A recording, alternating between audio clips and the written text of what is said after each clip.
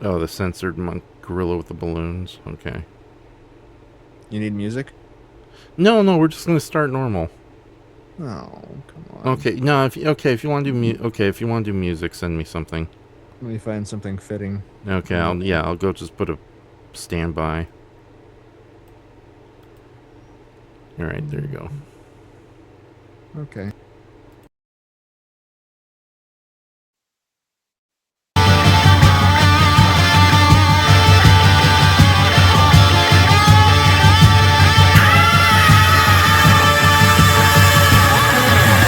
Cheap, cheap. I was born to be cheap, cheap. A child the mother could keep, cheap. As sure as there's trash, I was born to be cheap.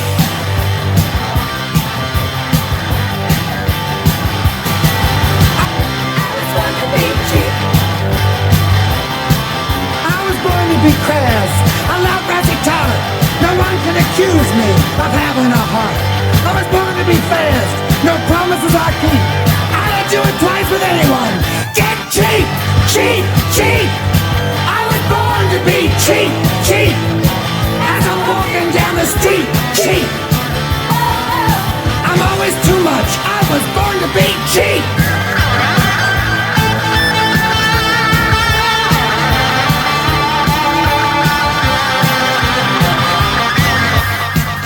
I was born to be helpless. I was born to be cold. I was born to never do what I'm told. I was born to be shallow. Wasn't born to be deep. Of all the things I was born to be, I'm cheap.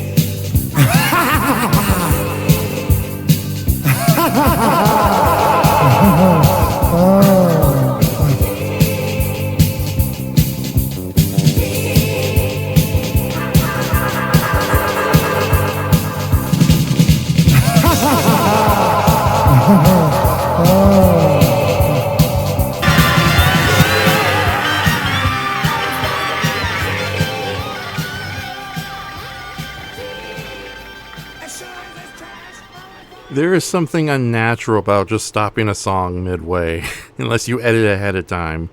So we were already knee deep in it, so we had no choice but to continue.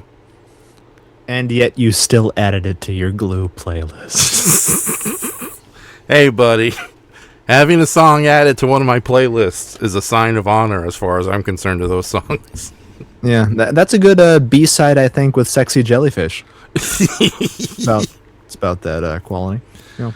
Yeah, so, I forgot to update the notifications. Oh, well. All right, so for anybody who's probably coming in here, this is episode 82 of the movie Graveyard Shift, Path of Glory. What? No, see, I did not update the title of the stream, so it literally says Path of Glory. You're a sadistic old man, Rafi Showman. Oh, you honestly cared about those innocent lives. I pity you as I do the common village idiot. Mm-hmm. Anyways, I'm going to kill all these children because they're not of the same class. You said it, not me. Mm-hmm. So, yeah, no, the guy in question, he sucks. Art stream with Raph and Brayton. All right, we'll just say. Can't believe I'm updating. You know, that film would be so much better with Divine. If she played the George McCready character. Oh, she could single-handedly... The man you stabbed in the back was a soldier, and you can kiss my ass. Woo! And then she walks away. Yeah, at the end of the thing, she single-handedly, storms the hill, but then she gets assaulted by a giant lobster. Imagine everything else is normal, but the singer at the end, who of course was Christiane Kubrick, the woman they bring out on stage, we have this woman straight from the German lines. It's Divine. Now, considering it's Divine... Everything else is played exactly as normal, but until she comes out. Mm-hmm. Okay, all right. Then she does that little ditty, and they're all happy. They regain their humanity through Divine. You can alter 300-pound transvestite. You can alter any black and white movie, similar to like Men Don't Wear Plaid or whatever the name of that. No, what was the name of that movie with Martin? No, not Martin Short. Steve Martin, other Martin. Dead Men Don't Wear Plaid. Okay, yeah, Dead Men Don't Wear Plaid. You can insert any celebrity you want into anything as long as it, isolated stage. There you go. Yep. Yeah, because I had that really stupid idea to do like a compilation Super Monster Godzilla's Revenge type movie where we just have every 70s monster attack. So it'd be like Oh, Blackula, Blackenstein, and we'd probably try to insert some parts, the human tornado, stuff like that. So, okay. all right, but that's a dumb idea. So, oh wait, you could do that easier as a trailer though. All right, so anybody? Oh, I think a giant compilation John Waters film would cut together. I think if you really worked at it to make it one continuous narrative. would you call it The Revenge of Divine? Maybe or no, what's the thing that was did you come up with the name Mondo Crapola? Call it that. Yeah, Mondo Crapola. Yeah, that would be perfect. Mm-hmm. Oh, speaking of which, this Sunday at the Gardena Cinema, we're doing Hairspray, the original. Oh, goody. So I might have to do a music mixtape for the audience while they wait in the Are aisles. you not a Hairspray fan? You don't sound enthused. Oh no, I adore the original Hairspray. I grew up with it, and it's funny too because for the longest time that was the only John Waters movie we knew until we saw Serial Mom, and that was like Which is I think is not my favorite, but I think it's the best John Waters film is Serial Mom. yeah no I'm gonna have to revisit a lot of John Waters movies because we did think of Yeah. maybe doing a John Waters 900% Weird with the Simpsons episode where he guest stars. Right, which is one of my favorite Simpsons episodes. Yes, Yeah, yes. yeah, but those two, Hairspray and Serial Mom, I think widely considered the most accessible of his movies because with polyester or not polyester, that's my favorite. Okay, with Hairspray, you do get Divine, and it's a very upbeat underdog musical, and it's fun. And unfortunately, I was first exposed to Hairspray as a child through the remake with a John Travolta taking place of Divine, which is no substitute. Yeah, Um, I remember that being pretty weak, and it's also one of those from stage the movie musicals I can't stand, where it's like it's Yeah. barely 90 minutes, and they edit out a lot of songs. So Yeah. But Serial Mom is a hilarious movie and very much him doing sort of a take on both like exploitation films meets Alfred Hitchcock, and I think it may be his funniest film. And just so many great scenes in that. The scene where she kills the woman who doesn't return VHS tapes rewound. She kills her to the soundtrack of Annie with a lamb's leg, and they're like when she hits her, it matches up with tomorrow, tomorrow. Like Hitchcock couldn't have filmed that scene better. So I think that's like his most well-directed, great movie. And you got Matthew Lillard in that, who everybody loves. oh god, how young? Very young. I think that was his first movie. Oh wow, Maybe. Yeah. Okay, yeah, because it's like the two scenes I remember is spoiler alert. The ending. Everybody dies. No, well, no, not really. But there's the ending where she murders her own defense lawyer just because she's wearing white on a Sunday or something. Well, she's not her defense lawyer. That's Patty Hearst, first of all, the famous kidnapped, William Randolph Hearst's granddaughter or whatever, who was a big thing in the 70s after she was kidnapped by the SLA and became Tanya for a while, which was also very much commented on in Network. But no, she was just a jury member who was wearing the white shoes after Labor Day. Right. Yeah. Kind of. Yeah. Poor jury, and she was on their side too. And then of course, Kathleen Turner's crazy. She's gonna go off at anybody. yeah, that is true. So yeah, and it's I know the movie is a camp classic that's kind of on the bad guy side, but yeah, that ending kind of pretty much. Oh yeah, you doomed yourself. And had they done the sequel, it would have been in a woman in prison spoof movie. Yeah. I don't know. I feel like all the people she does kill for the most part, maybe with the exception of Patricia Hearst, are all cockheads to begin with and kind of deserve it. Especially the lady who, well, yeah, I guess it is pretty weird to have your dog lick your toes, especially her. Mm-hmm. Yeah, People who haven't seen this movie are so lost right now, and that's fine. I know. So, but yeah, let me finish the introduction. So, yeah, we have that horrible habit. Nothing wrong with that. It's okay. We all have voices in our head. We all have HDD. We're okay. What's that? HDTV. We all have HDTV, is what you were saying.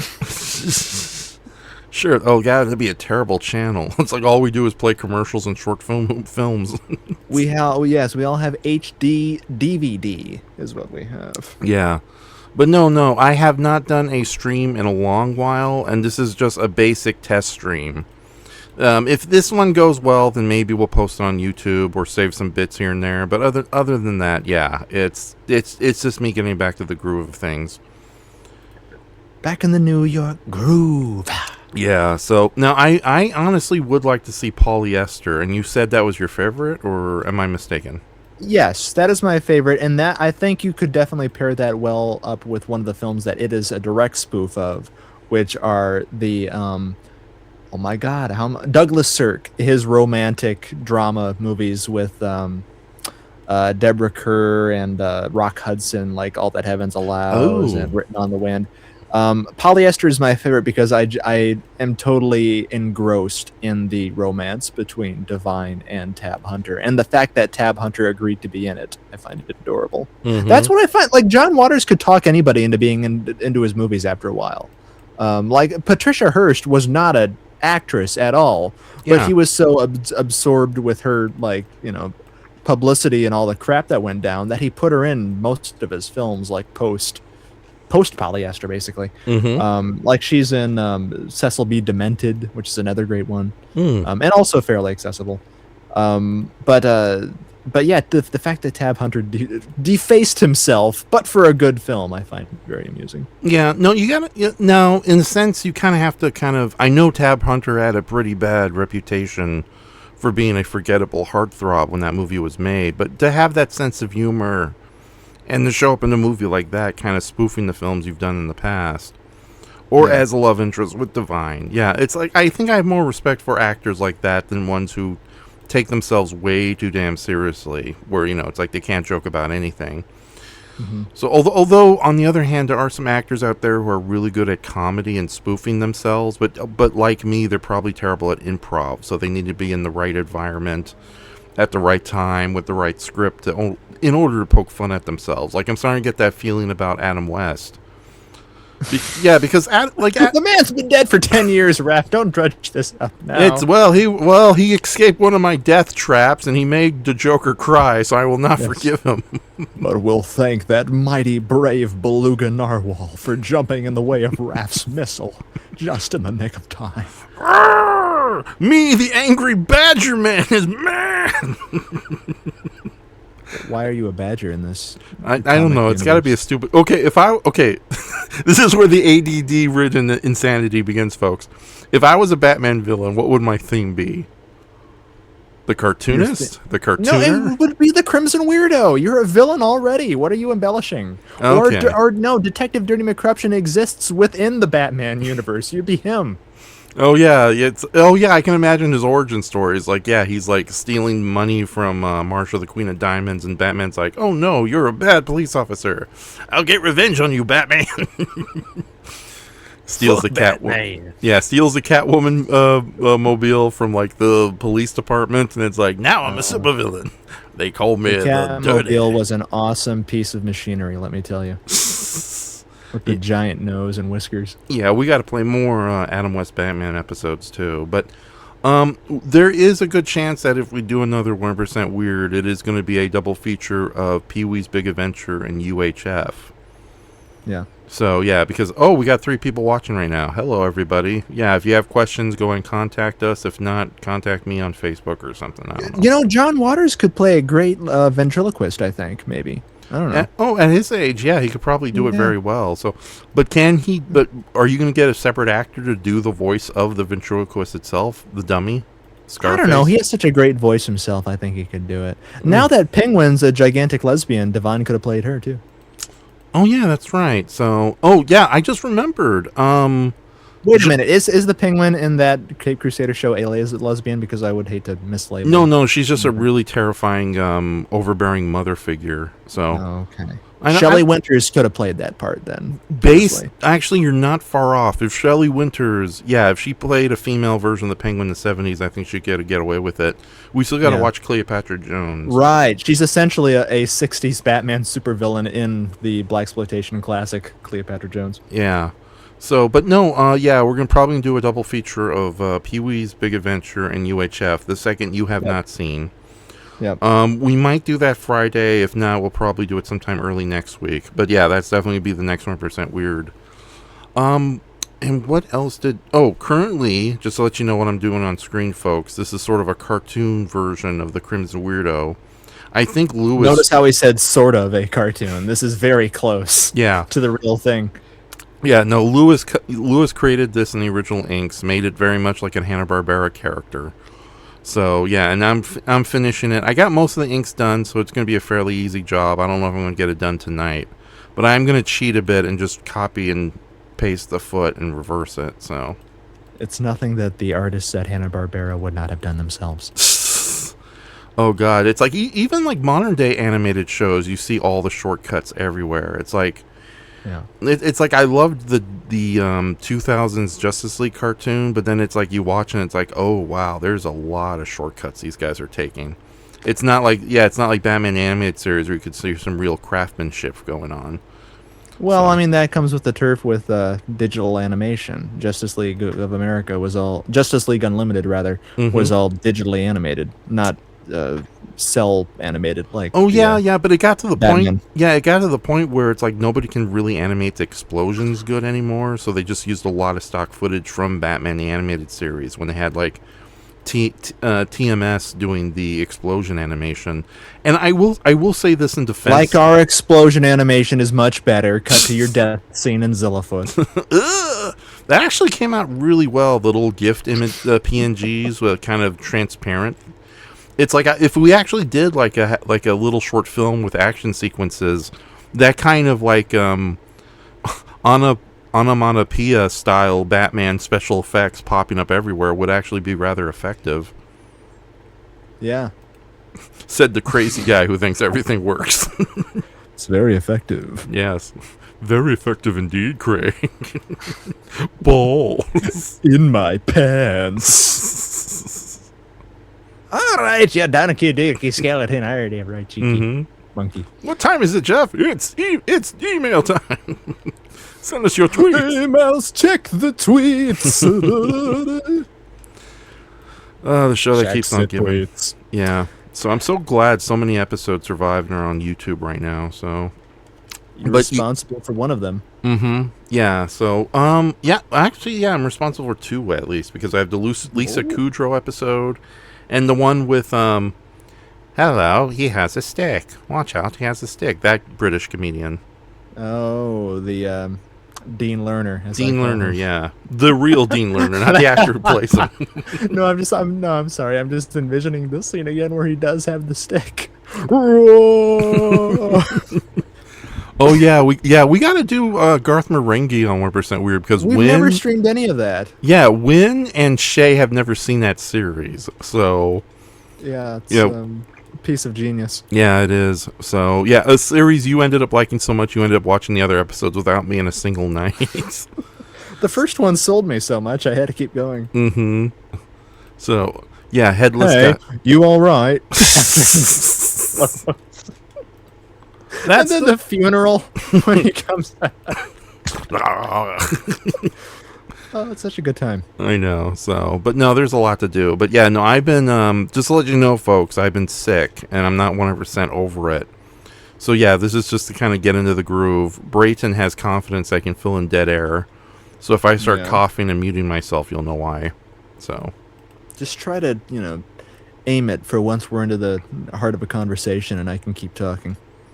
oh yeah, so like when you're talking, just go in and mute myself. Hey, go ahead and cough and don't pay attention whatsoever. Yeah, that's fine. Yeah, because I know there's a little bit of a cough coming up right now. Oh, boy. Maybe if I breathe, it'll go away. Ah, yes, it served you well in the past. You are my number one. Oh my god. So, what do you think of a Canadian version of Things to Come? I don't have many other versions to compare it to myself, but not necessarily impressed. Oh, wait, you know what? I take that back. I've seen the black and white Things to Come. I don't remember it all that well, though I understand that it was very instrumental and influential for the fantasy sci-fi genre. Oh, that barely worked. All right, thank you, Brayton, for taking it over. I remember the black and white one. I kind of enjoyed that one quite a bit, but at the same time, it does kind of a bit of that kind of, oh, shucks, 1930s mentality. Yeah, but it has beautiful set design. Oh, yeah, and model work, too. So, with that said, though, I know the movie... Great crumbling buildings and the like. Yeah, and I know the movie has gotten a lot of backlash recently because it's like, oh, it's about a benevolent dictatorship. You can't take the movie seriously, so... Yeah. I don't know. Well, look. you pick your battles with some things that are 100 years old, okay? I know. You know, it's like, that's a good question for you. What do you think of the Wild Wild Planet? No, jokes aside. Problematic favorites. You ask me what I think of various 100-year-old things? Yeah, so let me see. That Popeye Dick Van guy. Dyke's pretty cool. Do you think they need to retire him? Retire who? Popeye. Popeye? Yeah. I don't know what you would do with Popeye now. He is so old. I think when they made the Robert Altman Popeye movie, that might have been the last generation that would have accepted a big budget Popeye production. I don't know if they had done that Genndy Tartakovsky film. It would probably be a cult film where, you know, us enthusiasts of cartoons enjoy it, but a colossal financial failure. So who knows? Yeah, and Sony unfortunately has been doing really well with their risk-adverse cheapies. So although they did do Spider-Verse, and they probably did some other movies that people like. Oh, the Sony... Aren't they the ones behind those Minion movies? What? Who? Sony. Sony and Illumination? Yeah. Maybe. Okay. Yeah. But as a character, I don't know, because we live in a world where every new Looney Tunes thing post-Space Jam has failed miserably. I don't know what this... I just don't see Popeye being like something to retake imaginations because it's so... You know, it was quiche for like their grandparents. You know, but I definitely don't know if I mean, I love Popeye, but I'm a very sad special case. I don't know if anybody else under the age of 30 would give a flying fuck into a rolling donut about Popeye the Sailor Man, unless they cast you in live action as Bluto in an animated world. Yeah, I don't know. It's like I think you're right. The Robert Altman one, as extremely flawed as it is, attempted to honor the whole legacy of Popeye. But at this point, does anybody even know the origins of Popeye other than that? No, not at all. And there's a lot of the comic strip in his version of the movie. Like, it's not just paying tribute to the cartoons everyone knows. Yeah, because ironically, and if you don't know, viewers, Popeye started as a side character who was only meant for one episode, and then like the Fonz, he just took over. So. And, you know, like Mork from Mork and Mindy. It's amazing how many spin-offs, and we're at an inception point with Happy Days. Well, because you have Happy Days, you have Laverne and Shirley, which is also a spin-off of Happy Days, and you have Mork and Mindy, which was also a spin-off of Happy Days. People forget that what's her face? Isn't Family Matters a spin-off because the mom was a character in another show? Oh no, the father, played by Reginald Denny. I hope I got his name right. Reginald Vale Johnson. Okay, yeah, Reginald Vale Johnson. I think he started off as a recurring police officer character in another sitcom. I think it was Moving on up to the east side. Oh, he was not in the Jeffersons. Okay, Reginald Vale Johnson, however, was a reoccurring police officer in everything, in every film he ever appeared in. Yeah. Oh wait, I think. Oh no, Perfect Strangers. I think that was a series where he was a recurring police friend of the lead heroes. So I don't know. I thought that the mom worked at that building that the apartment they were in. Or I think both of them. Yeah, both characters were, and they liked them enough they gave them their own show. But then Family Matters, they introduced Urkel, and then their fates were sealed. Yes, very much so. Yeah, but no, there's a whole conversation. We could do a whole podcast with listing characters that were meant to only show up once and then just kept coming back over and over again. So, how you doing? We sure can. I know. We sure can. I hate all those characters. None of them should ever return. Nope. Never will. I'll see to it. Yeah. It's like, Harley Quinn was only meant for one episode. The Cabbage Salesman was only meant for one episode, one gag. God, who else? Got plenty of Japanese movie monsters that were never meant to come back. But, it's like, hey, dinosaur in Well, the any of the box. Japanese movie monsters who had their own movie, basically, yeah, because Rodan dies at the end of Rodan. We're never going to see him again, presumably. Every Godzilla foe dies at the end of their movie. They were never thinking of bringing them back until they did. Exactly. So, oh my goodness. So yeah, a lot there. Spin-off characters. Yeah. Sometimes though, they do surprise you. Like I had talked to you in the past about how I love Breaking Bad, and I was unsure about Better Call Saul even a few seasons in. But it's one of those ones where it really stuck the landing, and surprisingly, the majority opinion now, for as huge of like a cultural phenomenon Breaking Bad was, people think artistically that Better Call Saul is the stronger show. I've seen enough episodes of Better Call Saul to like, yeah, I can see why people kind of enjoy this more. Is it because it's more of a dramatic drama, or offbeat drama, I should say?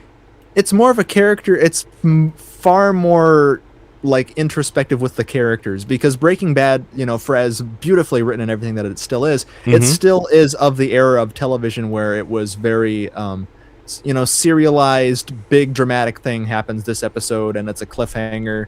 It was a very cliffhanger oriented show, I feel, for the most part, where it was still, it felt like a mainstream, like a television series. Like there had to be a big thing that happened this week and a big thing that's going to lead us into the next season, where it kept trying to top itself, to, I don't think it ever jumped the shark, but there were certainly over the top moments that were great within the context. But Better Call Saul is just such a great examination of all of the new characters it introduces and all of the characters that it does bring over from Breaking Bad, to where the only parts I can ever draw a criticism with, and I can't criticize it because it plays off well, is how many characters it does end up bringing from the Breaking Bad universe and kind of shoehorning into the Better Call Saul like prequel timeline. It kind of gets into, on the surface, it kind of gets into Star Wars, spin-off show territory or stream show territory, but the characters from Breaking Bad are, if you rewatch that show, it's better in your mind because you know all this extra information about them. Does that make sense? It's sort of counterintuitive to what you think would happen. These member berries. I see where you're coming from, because I don't mind when Star Wars revisits characters, but it gets so ridiculous sometimes to the point it's like, oh yeah, remember this, remember that, member berries, as you mentioned. Yeah. And it's even worse when it's so obviously nakedly a setup for a new season or new project. It's like, granted, going back to Happy Days, shows like Laverne and Shirley and Mork and Mindy, they were kind of planned ahead of time to become spin-offs.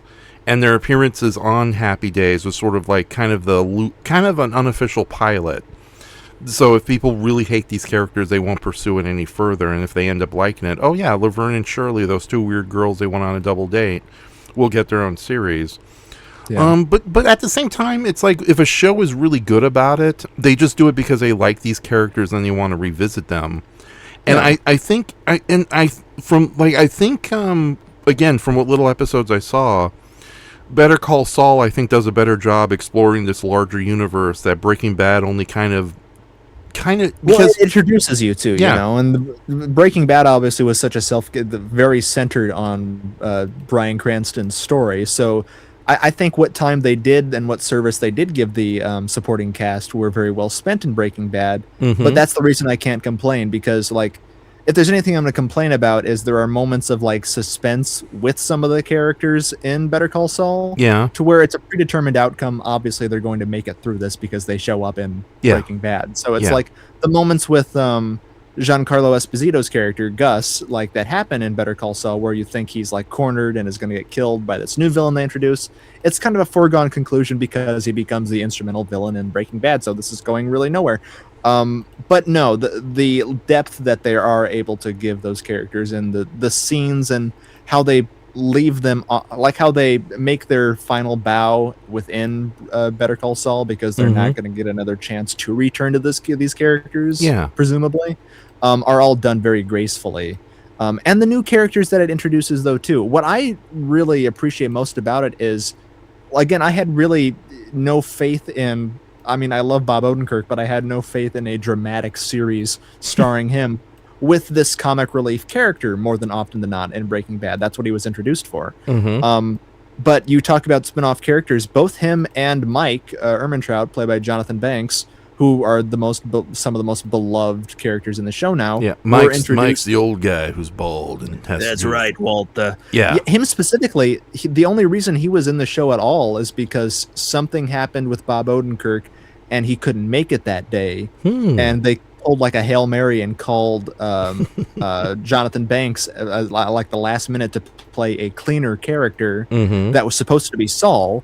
And they liked his performance, and they liked him enough that they had him reappear as Saul's private investigator guy, and then they branched out a very dramatic, interwoven backstory for him and how he fits into everything. So yeah, a lot of that was as brilliant and Shakespearean of a downfall, a modern Shakespeare story that is. A lot of that very much was writing season to season rather than having a grand plan for everything. And what took off was a surprise to the people that it took off so well. And also, like, getting back to Better Call Saul, I saw the episodes that kind of showed what Mike did before he met everybody, where he was kind of playing a bodyguard for that really stupid pharmacy man. Yeah. And the great thing is, again, you get to revisit these characters and see them in a different light, or get to know them a little closer, and it doesn't feel half-fisted. It's not like I like Boba Fett, I like Tamara Wilson, but yeah, sometimes it got a little ridiculous. I was like, oh, Boba Fett was there in the background waving the whole time. Yeah. Oh, and yeah. That's what I was fearing when they did because everybody essentially of the main cast of Breaking Bad shows up in the show in one way or another. Like Dean Norris's, Walt's brother-in-law, he shows up in a show with his partner, and like at points it was kind of like, oh, there's C-3PO and R2-D2 from Rogue One. They just happen to be here and we're passing by. But like that's what it seemed like on the surface, but they work enough within the story and all of that's done fine. And the new characters they introduced though too, like the whole layers of depth that they add to Saul with his brother are incredible. With Michael McKean, his character of what's his brother's name? Michael McKean? No, his brother's freaking name. He's allergic to electricity. Chuck. Yeah, with that's like one of the greatest like cynical, sad brotherly relations I've ever seen in a movie, in a television show, read in a book or anything. So it was able to add so much more rather than to seem like a cheap, cash in on the former success. And I'm glad they haven't gone back to the well a third time, and now Vince Gilligan is, prospering with Pluribus and all of his other extracurricular activities. Oh yeah, Pluribus is the one about the alien virus that makes everybody hive mind, and that one the poor good lady. time virus. Yeah, so I saw the first episode that was really good. So yeah, and I don't know if the thought is still out there that they're going to do a second, but the first season ends where if they don't do a second, it's a satisfying ending. Oh yeah, like a little mini series too. So yeah, and the show is beautifully filmed too. Like one thing about Breaking Bad is like it's beautifully filmed as well, but it's also of the same, early to mid 2000s conventions of the shaky cam. There's a lot of shaking cam in Breaking Bad.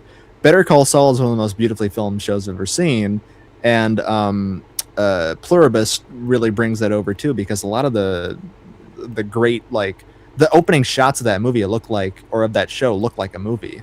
Oh yeah, especially giant satellite dishes and because at first it looks like it's going to be like kind of an offbeat Contact, but then it's like when they foolishly recreate the alien virus, and then you have that great scene where the aliens are just licking donuts, and it's like something out of like a disgusting sci-fi horror version of Ocean's 11 or Pink Flamingos where they lick everything. Oh yeah, that too. Okay, fine. I was thinking something more classy, but well, I was thinking something more trashy. Yeah, so, but no, getting back to because there is a thin line between revisiting these characters and just seeing them in a new light, whether it's this being character in a different medium. Like again, there's a lot of problems with the Star Wars franchise and how hard they go when they try to bring back characters. But every once in a while, I was genuinely impressed. It's like, holy shit, they brought back this animated character and in a live action form, and it's genuinely scary with the way it was accomplished and executed. There's also the situation where you do have like a lot of really great characters, but they're kind of betrayed or ruined by a medium they're in. Like for example, like cultures that are like, or television shows that are way too dependent on the villain or monster of the week, where they'll come up with like a really good idea for a character, but that character who could be a recurring antagonist or even an unlikely ally. And this is mainly from like anime and like Japanese superhero shows. Japan is really bad about, it's like, one time character of the episode. And it's like, unfortunately, that character ends up dying at the end. It's like one example I remember. There's a series called Super Robot Red Baron from the 70s. About a group of heroes who pilot a giant red robot to battle against an organization of other Snoopy's. Him and his famous battles with the Red Baron. Yes. Yeah. No. Like the villains are either robots controlled by a supercomputer or they're robots piloted by other villainous pilots. But they had one pilot. I forgot the name of the lady, but her robot was Magma Wolf, and she was like. It looks like Mechagodzilla with a wolf head. But it's like she was such a cool character that she would have been a great either recurring antagonist or even like an unlikely ally. But I guess the actress wasn't available and they just killed the character off at the end of the episode. And it sucks too because I have seen Japanese series where they did have recurring antagonists and monsters, usually done for a budgetary reason. Like Brain 17 was not a cheap show for Toei at the time. That's why villains and robots lasted a little longer than just single episodes. But that was like greatly appreciated because you got to know these characters or you got to have more fun with them over one case. So yeah, there's a lot of cases like that. Unfortunately, it's like Samurai Jack kind of suffers from that a bit. And when they do bring back these characters miraculously from the dead, it just feels a little cheap. It's like, oh, I don't know. That's just an opinion of me. Excuse me, my username is Magna Wolf. Would you like to buy my Kaiju NFT trading cards? Yes. And sometimes they can't bring back characters because of like really stupid technical reasons. Well, sometimes don't bother as well. I feel if you have nothing to do with them, don't bring them back at all. Yeah. I haven't played these games, but didn't they shoehorn in a way to bring Oswald Rabbit back as a villain in the Epic Mickey games? I barely know anything about the Epic Mickey, but I know that those games rely heavily on like small references that even diehard Disney people don't even know. And yeah, I think Oswald Rabbit, because it takes place in a weird world where it's sort of like the world of things that were lost from the Disney canon. Yeah. Like unmade characters and all that. And yeah, I think Oswald was supposed to be like, he's not a full-blown villain, but he's definitely an antagonist because, yeah, he was supposed to be what Mickey ended up being. He was replaced by Mickey. Yeah. And because of like stupid copyright reasons, like Walt couldn't hold on to the character, and that's how Oswald was forgotten. So, but that does like I said, I don't play the video games. I want to find my parents. Walt. This is where he died. This is his gravestone. Imagining a giant Danny DeVito Oswald Rabbit. Bob Iger, come here. I'm going to bite your nose. Wait, what? That's for replacing the Carousel of Progress.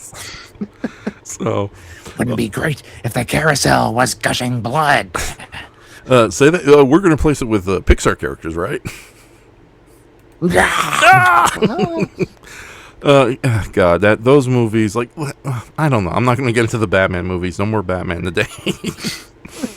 You don't like Batman Returns? No, I like Batman Returns, but the older I grow, the more of a subtle train wreck you realize what it is. I don't know. It's like I know the first Batman still. You gotta place yourself. I mean, you've gotta just roll with the ride at a certain point, though, and just like a bat out of hell, like a heart. Yeah, just accept the film for what it is on face value. You can't look for if you peel back the layers of these things, which are obviously just Tim Burton, artistic mood pieces that are gorgeously designed and. I don't know. Both of the movies are of such a tone, is why it pains me there was never a third one with Billy Dee as Two-Face. Yeah. Oh God, that would have been amazing. Like I still think they should have done a third movie, and Billy Dee as Two-Face would have been great, especially at that age. I'm surprised they haven't gone back. I know they did the comic book where they went back to the universe and explored it in the comic book. And I know you couldn't get necessarily any of the same actors back, but you could recreate the world easily for a one-off film nowadays when you want to, scrape everything off the bottom of the pan for nostalgia's sake. I don't know why they haven't gone back to the Burton style Gotham universe in any of the shows. Like I liked Matt Reeves' Batman well enough, Mm-hmm. but uh, what I was disappointed in was the villain in that case of Paul Dano's Riddler. I hated that direction with that character because it stunk so much of the Christopher Nolan thing of, reinterpretation for realism's sake, which I hate. Yeah.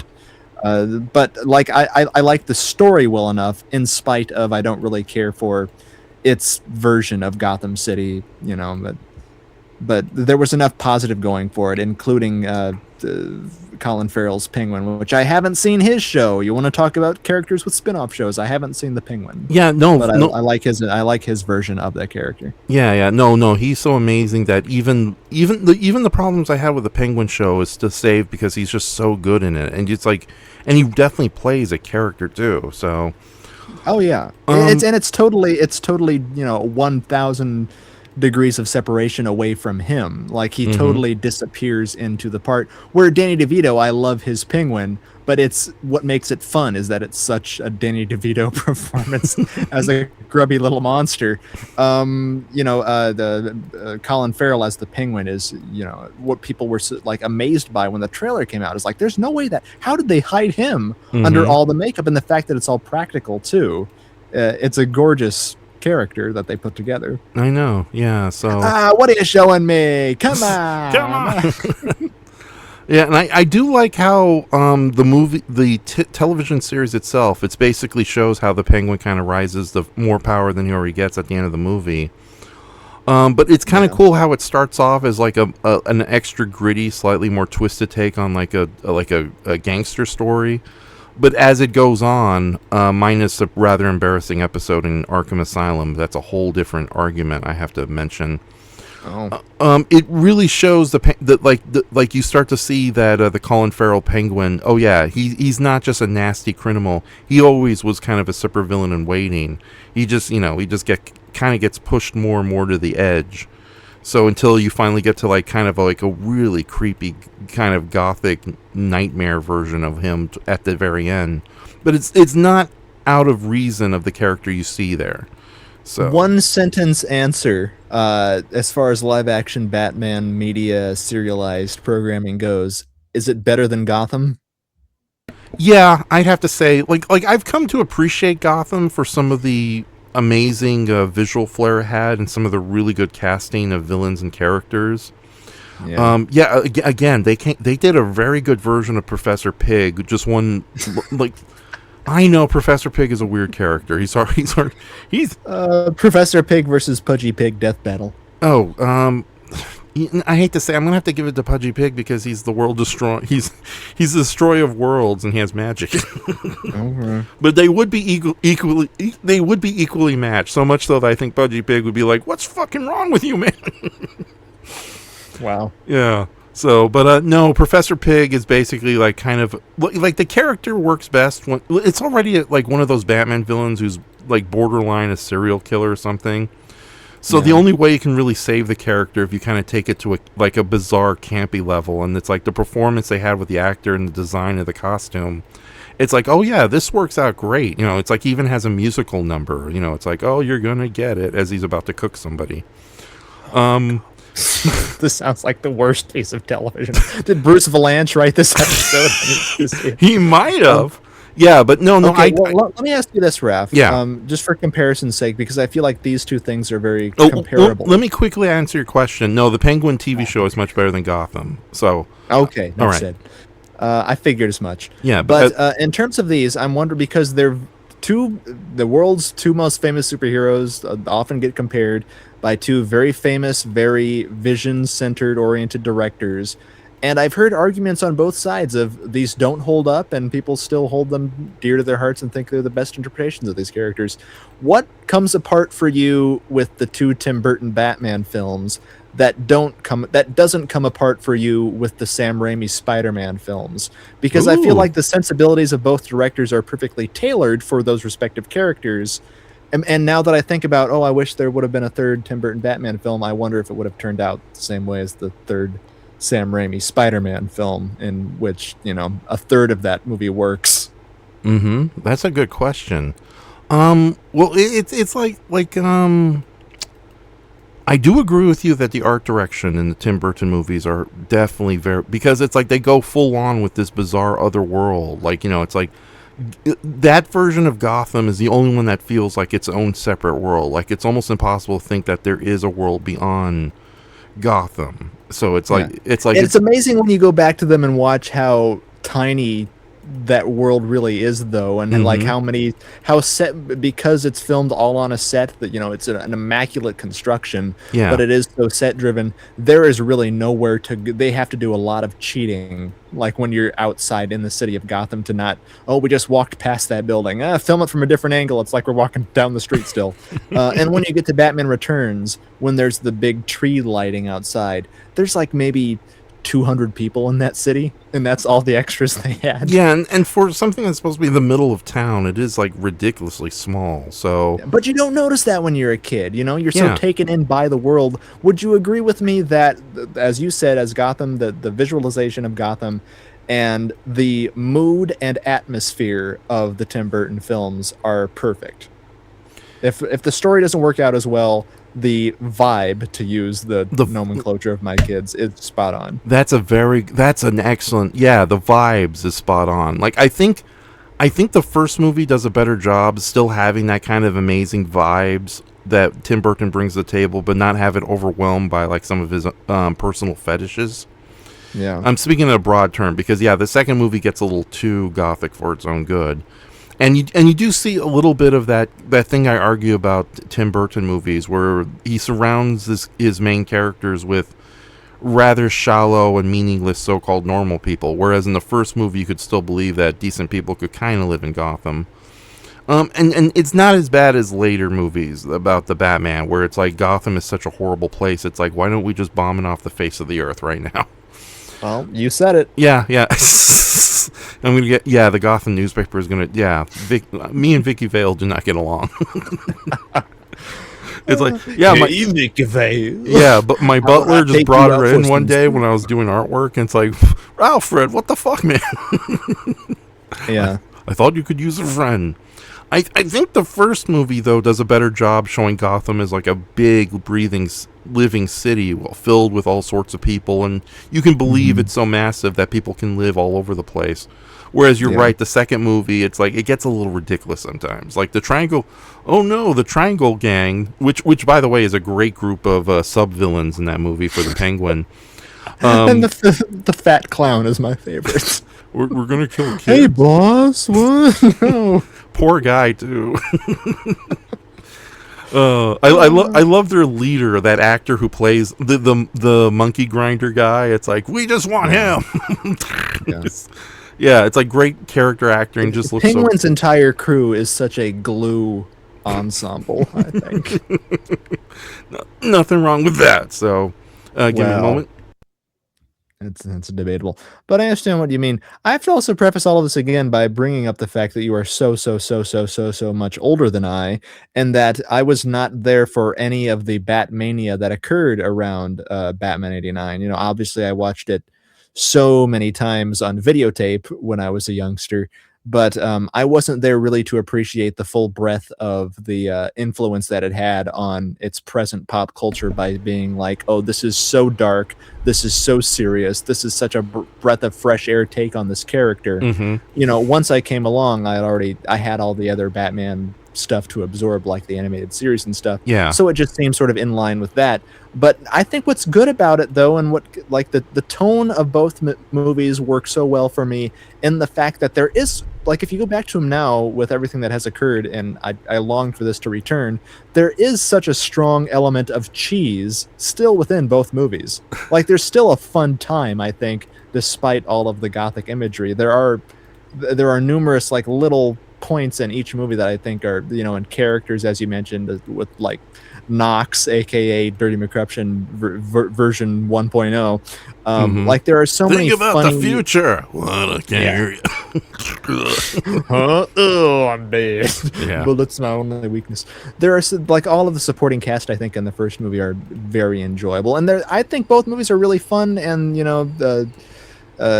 Jack Nicholson obviously is a big part of that in the first movie, where it's like, I think it's the best happy medium ground that we have in live action, of the Adam West series sense of humor mixed with all of this, post 80s Frank Miller influence that's been pervasive in the character ever since. I think it's a great meeting of the minds, or a middle ground in live action of the two, still, for me. And I love the fact, people complain about this because they think it dates it, but I think it adds to its own weird atmosphere that the first film does have the Prince soundtrack. I don't know, it fits with the movie for me, where it doesn't take me out.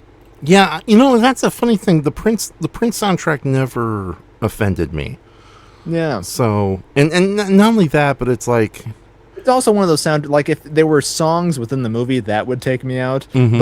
but they're songs that are played, they're diegetic music. They're played on the radio by the Joker in both circumstances. So yeah, and honestly, I can't imagine any other song when the Joker isn't like, he comes out in his big parade and it's like, who's your friend? Who's your yeah, it's like, and the parade song, which is Trust Will Do Ya, Trust. Yeah, and Prince purple, Joker purple. It's like the most obvious thing in the world, but it just, that movie is so of itself and unique that when I said earlier, I don't know why they haven't gone back to that well. I don't know if you can recapture it. I don't know. No, and but what do you think? Oh, no, go ahead. Sorry. No, the sad thing is that, like, when they brought back Michael Keaton to play Batman, what's the point? Because it's just the regular world. They just got Michael Keaton. Yeah, and not only that, but it's like, again, I think Hollywood. There's nothing wrong with revisiting old ideas, but you have to kind of have. You got to do it. It's like, I think a lot of Hollywood is too afraid to visit anything old. For reasons, for both like ridiculous market reasons, like, oh, we can't bring back General Akbar, it's like, we don't get that much toy sales, we'll have to create a new character, blow him up. Or it's like, oh, Mark Hamill has a beard, oh, he doesn't look as sexy and as beautiful as the other actors we've hired, blow him up. Yeah. Or it's I don't know. There are occurrences where it has turned out disastrously, like with Superman, though. With Superman Returns, where they try to go back to the Donner universe. Yeah, and it was just very half-hearted too. So yeah. So yeah, you're right. They can't capture that feel. It's like even Batman the Animated Series, as awesome as that series is, the attempts to try to go back to it has never. It's always diminishing returns. It's not a complete failure. Like, I enjoyed Cape Crusader, but yeah, it's a big downgrade compared to what they were able to accomplish back in the 90s. So yeah, Batman Beyond at least is such its own thing that, if you enjoy it, then it's its own unique property. I think even because there's been talk about that forever, obviously, doing a live action version of Batman Beyond, I don't even know if they could capture that. Yeah, there has been talk. There was an attempt to actually do it like a really stylized animated version, similar to what they did with Spider-Verse stuff. Yeah, and it looked good from the designs I saw. So, but yeah, you're right. It's like, it's just do your own thing, and if it's inspired by the old and you can do it well, great. But yeah, I don't know. Anyway, my question was like, what do you think for you? Because would you say that you enjoy the Sam Raimi Spider-Man films more than you enjoy the Tim Burton Batman films? And what do you think works in those stronger for you personally than the other? Jesus, good point.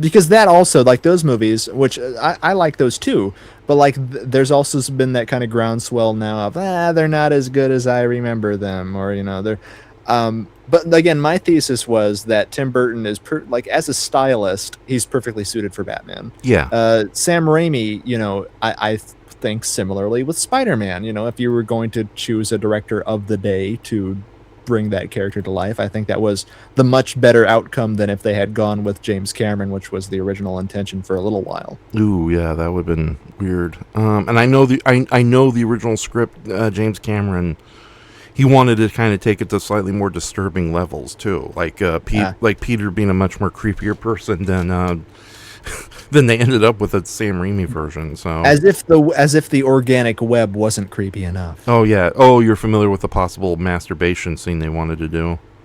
No. I'm familiar with the organic web in the Sam Raimi Spider-Man movies, which I always took umbrage with, but no, I'm not aware of that. Yeah, no. They were at one point they were thinking it's like, oh, he's a teenager, maybe he's like stalking girls and like touching himself.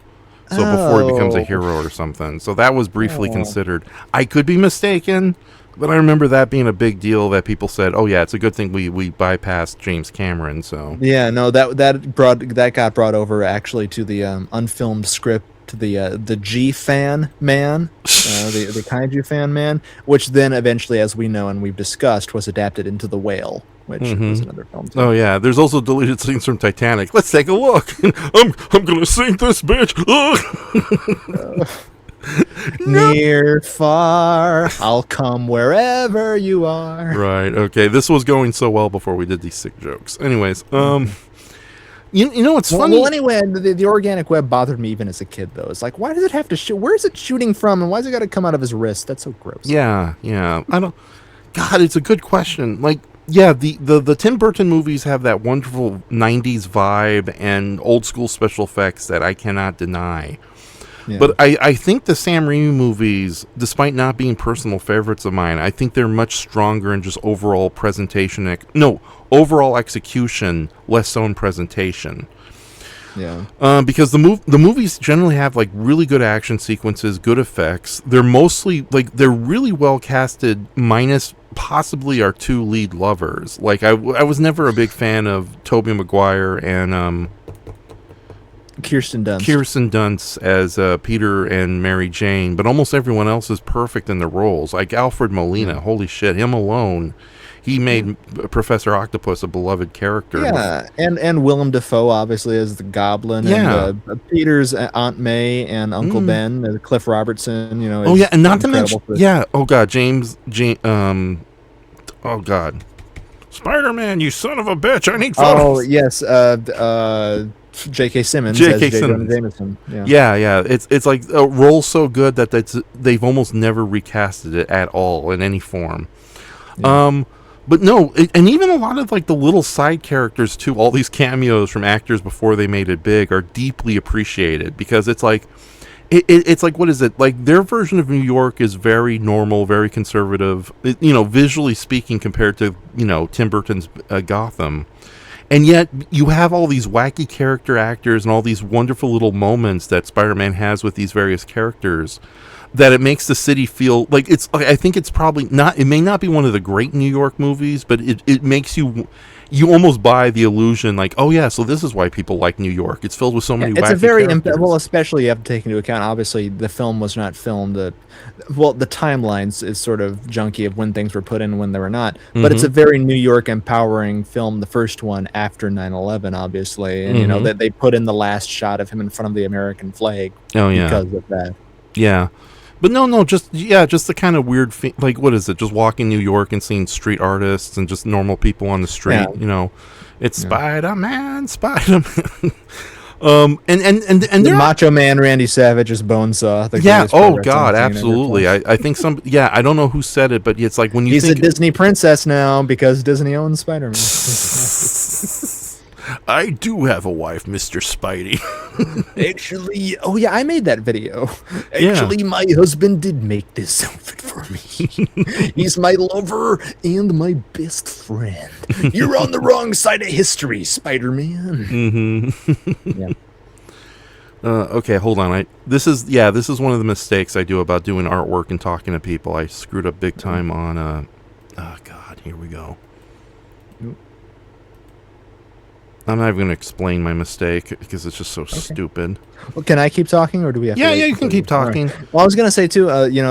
We'll talk about this, but like my fear, as I was getting at, with if Tim Burton had done a third one, if there would be more studio hands in the mix, because with Spider-Man 3, it's such a compromised product. Even though I know this was the original plan, and I wish it still was the plan that Thomas Hayden Church as Sandman, if he would have been the main villain and they had not squeezed Venom into it, I think it would have been a much stronger movie. But you also have to contend with the James Franco stuff, which that for me, that running theme didn't always hit for me the way that it did for a lot of people. Like their best friends split up because of him killing his father. I never really cared about that subplot as much as anything else happening. Yeah. Now that you mentioned the big problems, yeah. It's like Norm. Okay, there's Norman Osborn, and what's the name of his kid? Harry Osborn. Harry Osborn. Yeah, I never really cared much for Harry Osborn as a character. But it's like I know James Franco is a very controversial figure, and by all means, without reason. But Well, yeah, no, he's fine in the part and everything. I mhm. just think the storyline and the subplot between them as friends is a little ham-fisted. Yeah, I think it's pretty engaging until you get to the third movie where it does get a little like kind of speed up. And you're right. It's like Spider-Man 3. Now thinking about it, because I have a lot of good memories with Spider-Man 1, and Spider-Man 2 is arguably one of the greatest superhero movies ever made, at least in this modern era. But yeah, no, I do totally agree. The third movie is greatly hampered because they were forced to do so much that so many studio notes. The only reason that Venom ended up in the movie was because of one of the producers, Asari, I think his name is. He's infamous for it's like, oh, I had a successful cartoon show in the 90s, so put Venom in it. So he's literally he's literally the kind of guy who insisted on like those really ridiculous toy vehicles showing up in Batman and Robin, the ones that don't do anything as they drive up to fight Mr. Freeze.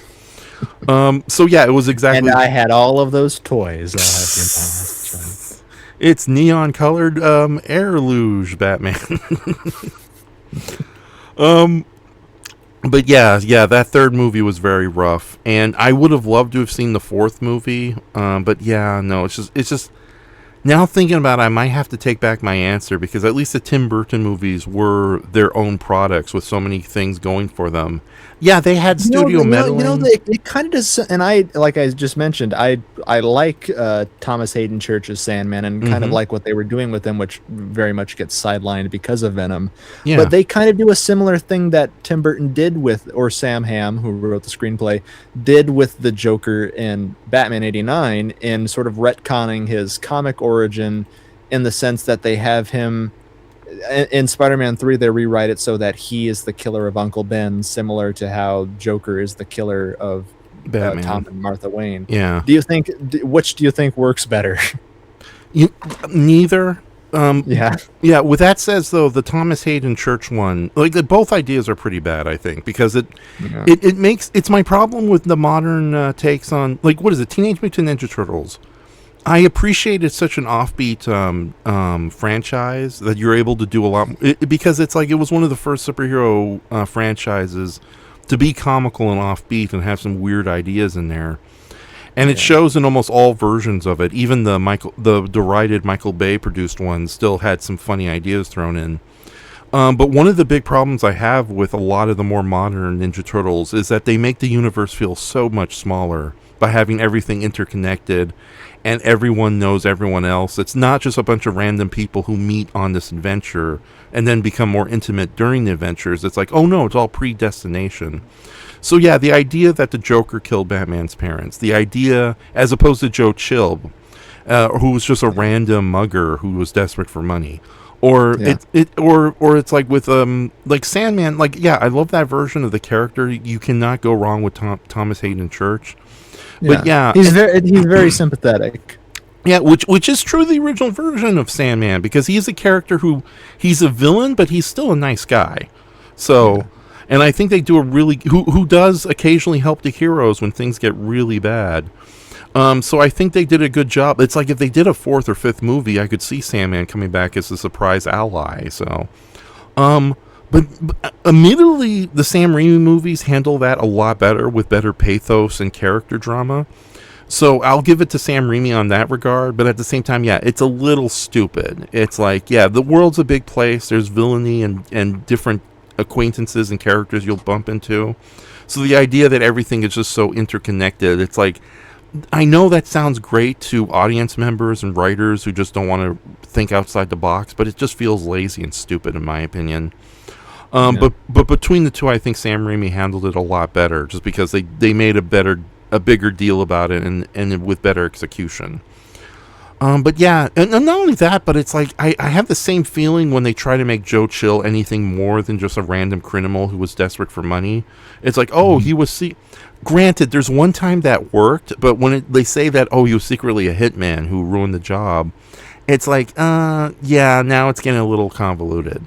So, ironically, the best take on that whole Joe Chill was actually a hired gun, literally and figuratively, was in the episode of Batman Brave and the Bold that a lot of people say is probably the best episode of the whole series, The Chill of the Night. I killed a guy, and that guy turned out to be Batman's daddy, or whatever. You've seen the clip, yes. So y'all, and the Joker's like, so y'all the one we have to blame for our misery. Yeah. Well, no, I think that the Batman, the Brave and the Bold did a take on it, but wasn't that originally from a comic too? Because I think in the comic or something, everybody, like, he runs into the room and tells everybody that, and then they shoot him. Because they're all like, oh, he's the one responsible. Yeah, I don't think it was. Yeah, I think that was the original version, the Golden Age version of Joe Chill. Yeah. Where, Batman, but instead of like a gathering of supervillains, it was like other gangsters who were just really pissed off. It's like, oh, this is true. We got to take our frustrations on you, Joe. So, but I think it's hilarious that he does end up, like, the idea that he becomes like a successful weapons dealer, and it's the worst night ever because it's like not only does Batman finally know who he is, Batman is assisted by the two angels of death, and he just pissed off every supervillain in Gotham who's all in one room. Yeah, and then I don't remember much about it, even though I would say I personally have gone on here and derided them well enough in the past.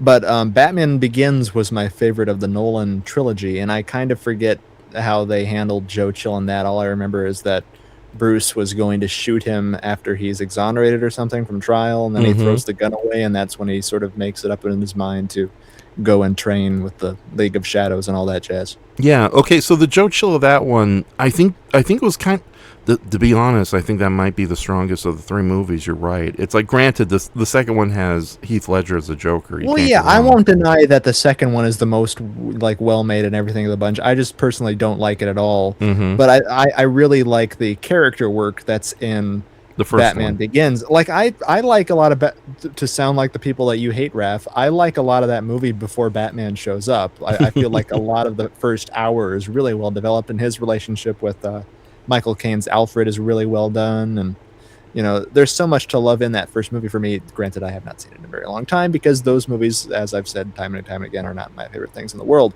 But Batman Begins, I think, is the most well conceived on a character basis thing in the ones, because then I didn't like any of the takes on like Harvey Dent or in the Dark Knight, and I don't like that version of the Joker, and I never really. It just sort of became so overbloated with its own pomposity with the second and third movies, where the Batman Begins was, a fine telling of a year one style Batman story. Yeah, and it's funny too because I think I'm in agreement with you. Like, I appreciate that you still see Batman and there's still a punch up with Ra's al Ghul and all that. But the movie is a lot stronger before he becomes Batman. So yeah, and if there's one of the Nolan interpretations of the villains that I actually care for, it's I didn't mind Cillian Murphy as Scarecrow. I thought he did a fine job. That's probably one of the better versions of the Scarecrow on screen, because other than I like the Scarecrow a lot, but I know it's a character a lot of people don't like because he seems so simplistic. Yeah, it's like I always see the Scarecrow is like he's a guy who dresses up like a monster and then decides to take it all the way. He has no supernatural powers, but he's right up there with any demon from hell you might meet. And as such, the Scarecrow should be equal to the Joker. And I think Cillian Murphy comes close to portraying that, even knowing that at the end of the day, he's just a sub-villain to Ra's al Ghul. Yeah.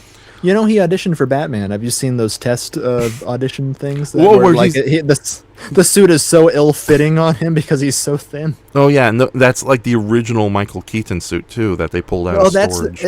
It's the even worse. I think it's the Batman and Robin suit, because I think you can see a hint of nipples in the screen test. Yeah, that's the thing a lot of people forget to notice. Batman Begins was only like less than 5 years after Batman and Robin. So less than 10, because I think Batman and Robin was 97, I think, and then it came out in 2005. So yeah, probably 7, 8, 9 to 2001, 2002, about 5 years until they started to make it. But people do. Yeah, you're right. People think that's like a whole generation away from each other, but no.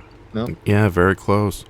But getting back to Joe Chill. To get back to your question, Joe Chill in that movie, I do like that they deliberately keep him a very minor, almost unthreatening character, because he is portrayed as kind of just like almost like a hillbilly idiot who just like, I didn't mean to cause you trouble, Your Honor. But the fact that and then he and I do like the idea that Bruce Wayne, before he becomes Batman, came very close to ruining his own life just by killing the murder of his family right there and there. But then it's taken away from him. Granted, it's kind of a convoluted mob hit in the middle of a courtroom. Yeah. Then you start getting into like Godfather territory of like the mob can do anything. It's like, I know, but it gets a little ridiculous after a while. So God's Gamma versus Baragon logic there. But yeah, no. Getting back to the thing about the Tim Burton and Raimi Spider-Man movies, God, like I said, the first two Sam Raimi Spider-Man movies are better prepared packages, but the Tim Burton ones, like you mentioned, have such a vibe and memorable visuals that you have to kind of hand it to them, even when you do see the flaws going on.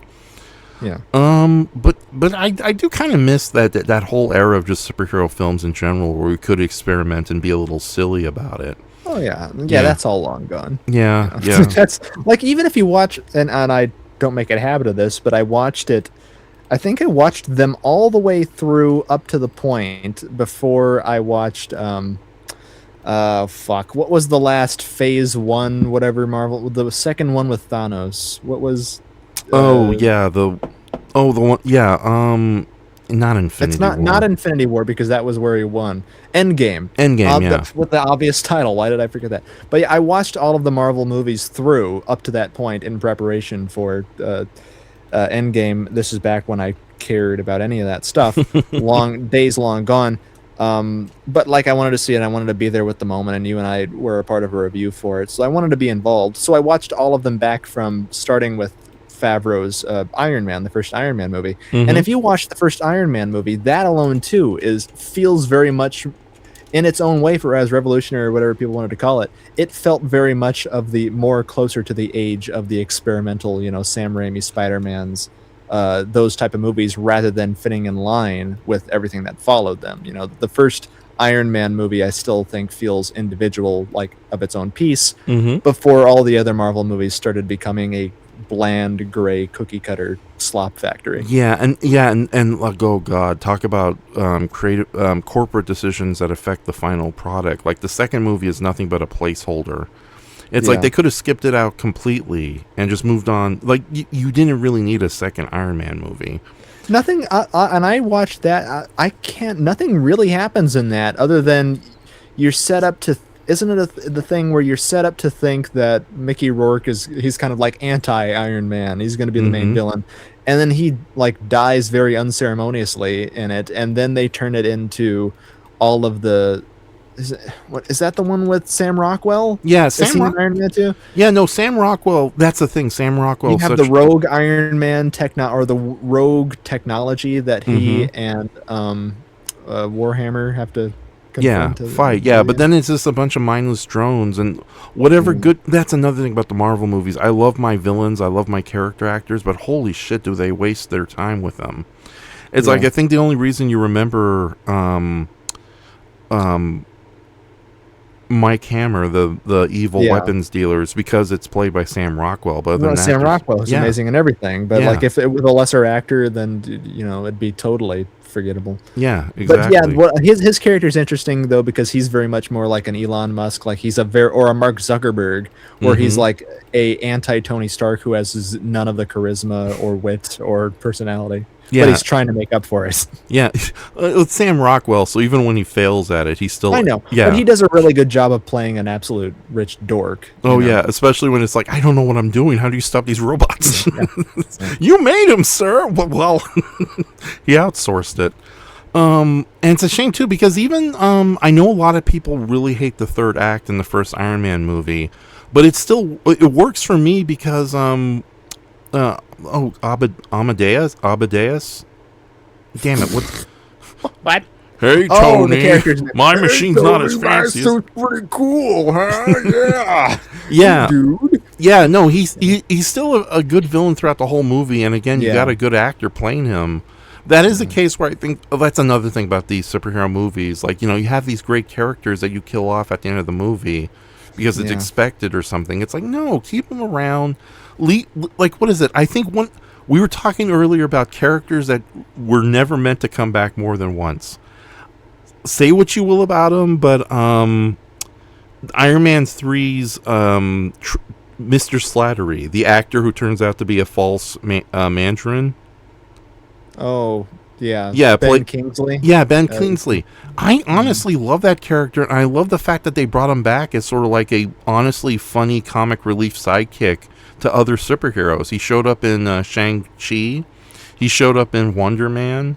So yeah, because originally the character was supposed to be just killed in that movie in a pretty stupid deleted scene they never ended up filming, where he just shows up out of nowhere, fills himself with the virus, and he blows up. But no, I'm glad they brought him back because it is a generally funny, interesting character. I'm so glad they brought Tim Roth back for She-Hulk. Okay, sometimes it doesn't work. Well, I haven't seen She-Hulk. But then again, it's like I'm one of the few people who thought Moon Knight was a really good series, and I'm apparently in the minority there. So, okay, well. So I don't know. I think I'm going to revisit it just to see if it holds up or something. So, but no, the Sam Raimi, Tim Burton Batman movies. Now you have me wanting to see them again. I think I'll skip the third Sam Raimi one. Spider-Man movies are kind of in tone only, kind of close to the Joel Schumacher Batman films. Of course, the difference being execution. Mm-hmm. They also have that. I think they're even more beloved. And they have a sincerity to them that even the Richard Donner Superman movies kind of lack a little bit. Oh, come on. The first Richard Donner Superman film is fabulous. Okay, you're right. Yeah, but no. That's amazing. That's an amazing movie, Raph. What are you talking about? I don't know. No, I'm just getting a lot of warm, fuzzy feelings now, so about those Sam Watch the Raimi. first Superman film again. It's a fabulous. It's still the best Superman movie. Like, and I know you liked. I'm a punk rocker. Yes, I am Superman, but nothing beats Superman 78. Yeah, no, I'll revisit it. It's like a lot of things to watch while I'm doing these art It has streams. one of the most beautiful shots in all of superhero filmdom, and it's just Clark standing with when he decides to leave the farm, when he decides to leave Smallville, and it's just him and his mom, Mama Kent, standing out in that field. It's one of the gorgeous scenes ever, and that was filmed where I was born in Alberta. Oh, I didn't know that. Smallville's Alberta, Canada, in that movie. Yeah, a lot of farmland. That's why he had to escape to the city-filled slums that are known as Iowa. Mm-hmm. Out of the fire and into a slightly Pretty much lesser everywhere fire. I've lived can be a perfect literally, but pretty much everywhere I've lived can be a good fill-in for Smallville itself. I've never lived in wherever Smallville was filmed, though, wherever that was shot. I've Oh, the never even TV seen series? Smallville, so what do I know? Yeah, it's probably Canada. More than likely. Yeah, because television. So with that But said, no, I don't know. I think that's kind of the gold standard for Superman movies because it gets the tone similar to the Tim Burton thing. The tone is so perfect. Yeah, and the supporting also- cast, Yeah, no, and to be fair, it's one of the few superhero movies that's often considered one of the all-time 4-star greats of the new Hollywood. So yeah, because even the Tim Burton movies, as much as people love them, it's like they don't have that same amazing cinematic triumph that the Christopher Reeve, the first one, had, because I know the second one got screwed over a lot by behind the scenes nonsense. Yeah. So It doesn't have the same scope to it. I think those films, though, are from another bygone age. I really haven't seen. Correct me if I'm wrong. Another example of it where the poster is literally just their logo, where it's just their chest logo, and that's all you need for the poster. Yeah. It's nothing else. Yeah, and it works beautifully too because everyone knows who Superman is. So when it's like you just see the Superman logo in the skies and the tagline is just "You will believe a man can fly." It's like chef's kiss. That's like one of the greatest teaser posters ever. So I hope it was just the only poster they ever released. So to turn the question back to you, what's your opinion between the Sam Raimi and the Tim Burton's Spider-Man, Batman, respectively? No, well, I've been expressing it. I think as we've been jabbering back and forth well enough. No, I love Gosh, it's hard to say because I have a great nostalgic fondness for, even though I've also expressed I'm not a huge superhero viewer these days at all, and I haven't gone back to them recently. I do have a great nostalgic fondness for both of them. Um, I would say that fondness is a little stronger for the Tim Burton Batman films, because I was watching them around the same time I was getting into like the Universal monster movies, and they both have a similar feel enough to where they sort of slot right in there with my interests. With Spider-Man, I was alive around the time that they were coming out, so I saw the second one and the third one in theaters, and I have that, up on either of the Tim Burton Batman movies, which I only watched on videotape. Um, I don't know. I feel like when I sort of posed the question to you in the first bit of this, and it's hard to really think of another director who fits so perfectly this way. I feel both Tim Burton and Sam Raimi were like the most perfect picks of an auteur who had their own flair and their own style. Were such visionaries that were perfectly suited for other characters that you could get. I don't know what other directors working now would be most suited for a particular hero, based on their past work. You know what I mean? It's like you kind of have to fit the mold if you're going to be a gun for hire MCU director these days. I feel like, I don't know if this was in the work. I think it probably was. Like, well, Del Toro, he kind of had his bite of the apple with Hellboy a little bit, but wasn't there a Guillermo del Toro Swamp Thing movie pitched at one point or another? I don't remember. Yeah, no, Guillermo del Toro really wanted to do either Swamp Thing or a Justice League Dark movie. That's sort of a version of Justice League, but with like the more supernatural tinge characters like Constantine, Zatanna, and Swamp Thing, who's sometimes a regular member. But unfortunately, I think those were the many DC movies that got rejected because Batman wasn't in them. So that whole sad story. Well, yeah, my point being, though, would you agree that I think it's kind of sad that Tim Burton and Sam Raimi respectively, it's sad that we don't have many directors of the same ilk where they don't have to jeopardize, okay, this is what I do for the sake of a studio film, in the way that, Tim Burton making his Batman movies, those were very much just another Tim Burton movie. Same with Sam Raimi. They felt very much like Sam Raimi movies, slight exception with the third one, which kind of feels like maybe a Sam Raimi movie, but a bad Sam Raimi movie. And there's not many directors still working at such a level where if they make a Star Wars or a superhero movie, it feels more in line with, okay, I'm fitting myself to a mold here. Yeah. Like when Sam Raimi came back to do the Doctor Strange movie, that fell so short and felt just like another really crappy Marvel movie. Oh God, yeah, such a great concept, and they squander it too, just for just oh God. That when that movie makes you feel bad for enjoying WandaVision, it did not succeed. It's like I wasted 6 episodes on this. What the fuck? Sorry for opening such a scab, but like I say that, I don't. Sam Raimi returned to the genre, and it was one of the worst things ever. I don't know, even though I really and was surprised at how well he pulled it off with Beetlejuice. I really enjoyed Beetlejuice, and that felt to me like, wow, he's still got it in him. That's kind of strange. Yeah. I don't know if Tim Burton coming back to do another Batman or play in that playground would be a good idea, just because the landscape is so differently, and inevitably he would kind of have to conform to whatever version of Batman that they want him to fit in. Yeah, and like I said, they tried retouching that era, and with very terrible results. Yeah. How Tim Burton coming back to do the Spirit would be kind of interesting, I guess. Yeah. Or the Shadow. Fuck the Spirit, the Shadow. Yeah. Oh, with that says, after revisiting Darkman, I think Darkman is probably a better superhero movie than the movies we're talking about. So. Yeah, Darkman feels like kind of like Sam Raimi doing a Tim Burton movie. Well, mainly because of the Danny Elfman, very Tim Burton sounding soundtrack. Mm-hmm. And you know the story behind that, right? Which story would that be? There are many. That it was like after Batman's Tim Burton's Batman, Hollywood was just bringing back all these old-timey pulp heroes. Oh, yeah. So Sam Raimi really wanted to do a Shadow movie But unfortunately, the Shadow had the rights with another company, so it's like, fuck it, I'll just create my own character. And since I'm with Universal, it's going to be a Universal monster movie. Yeah, and then of course it'll have 3 or 4 terrible spin-off direct-to-DVD movies. Sequels. Yeah, that's true. Yeah, we got the one good movie. Can't ever have a good thing. Yeah, God, everything is ruined by a sequel. Liam Neeson would probably come back to play Darkman. I think even at this advanced age. I don't know. I think so. Yeah, he's got nothing better to do.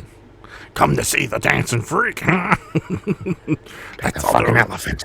Yeah, take the. I'll punch you in the face. Mm-hmm. What I do now, or what I don't do anymore, because I retired that with the naked gun. Right. They took my hands. They took my hands. God, it's such a good movie. But no, now you have me interested in revisiting the Tim Burton and 2 Spider-Man movies. So, but yeah, I think I'm gonna hold off on the third one for sure. That's the thing about those 4 movies. At least I'm excited to revisit them, as opposed to a lot of the Marvel movies, because it's like even if hold on.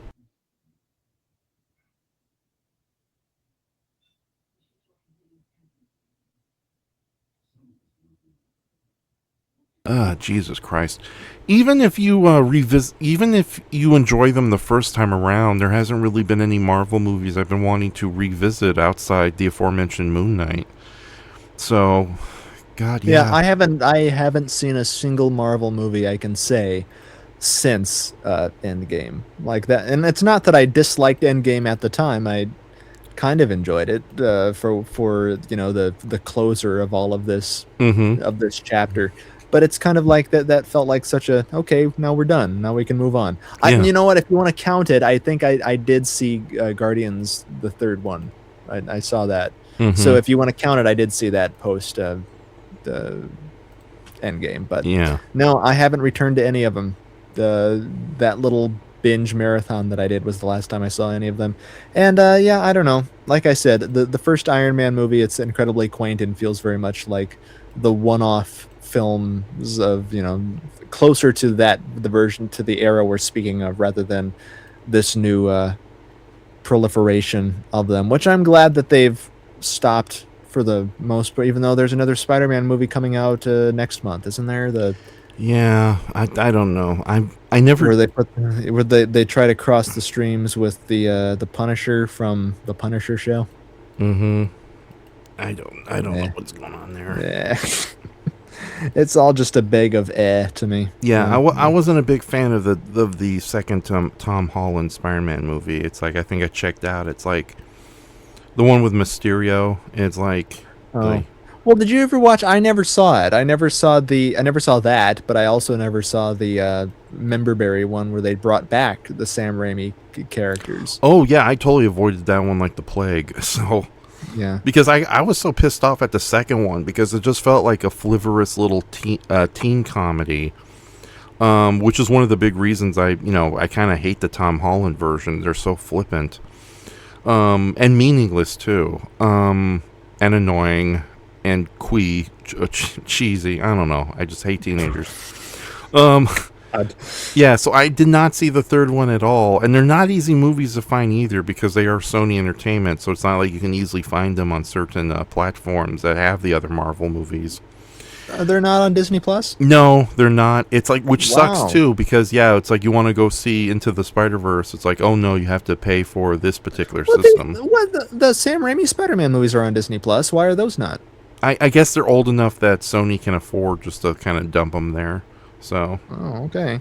Well, yeah, I know things about the third Tom Holland Spider-Man film, and that they bring back the Dr. Octopus and Green Goblin from the Sam Raimi movies, as well as Toby, and they bring back Mysterio, and I think Sandman is in it as well. And they have Electro. I'm sorry. Yeah. From the amazing Spider-Man 2. Jamie Foxx is there. And they get cured is the whole big thing with that. Everyone gets a cure serum. Yeah, because there's a whole, like I said, I've not seen it and I have no desire to see it. But apparently the other 2 Spider-Men played by Tobey Maguire and poor Garfield, They show up, so all three of these brains are working together to basically help the villains and try to redeem them. But of course, you still have to have a third act punch up. I love that name. I love that word, punch up. What I've seen images of, and I kind of preferred this actually, just because of the actor and his facial structure, is that they do kind of forego. You can take the cynical thing of obviously, it's the modern thing of no superheroes can wear the mask anymore. But I kind of prefer that from the photos I've seen, that a Willem Dafoe, he kind of, at a certain point in the movie, it's him with the purple hood on as the Green Goblin. Because I kind of felt it could have been that way in the Sam Raimi movies. Like, you don't need the giant motorcycle helmet because it's Willem Dafoe and his face is so much that character already. Just put a hood on him and he's the character. That is true, and that's another problem with the Green Goblin. It's like it's so hard to translate that character into live action. But I think it can be done. But you're right. I think just having William Dafoe just doing his crazy faces and wearing I think that's a much smarter idea than trying to do like a full blown creature makeup. Or I don't know. Or the motorcycle Power Ranger suit, which I was never a huge fan of. Yeah, green Jet Jaguar green edition. Yeah. So, how you doing, Spidey? I don't know. I feel like both of the characters that we've been discussing, the world's two most popular superheroes, both of their rogues galleries do run into that of difficulty of translation because of how creative and visually stunning and everything that they are on the page.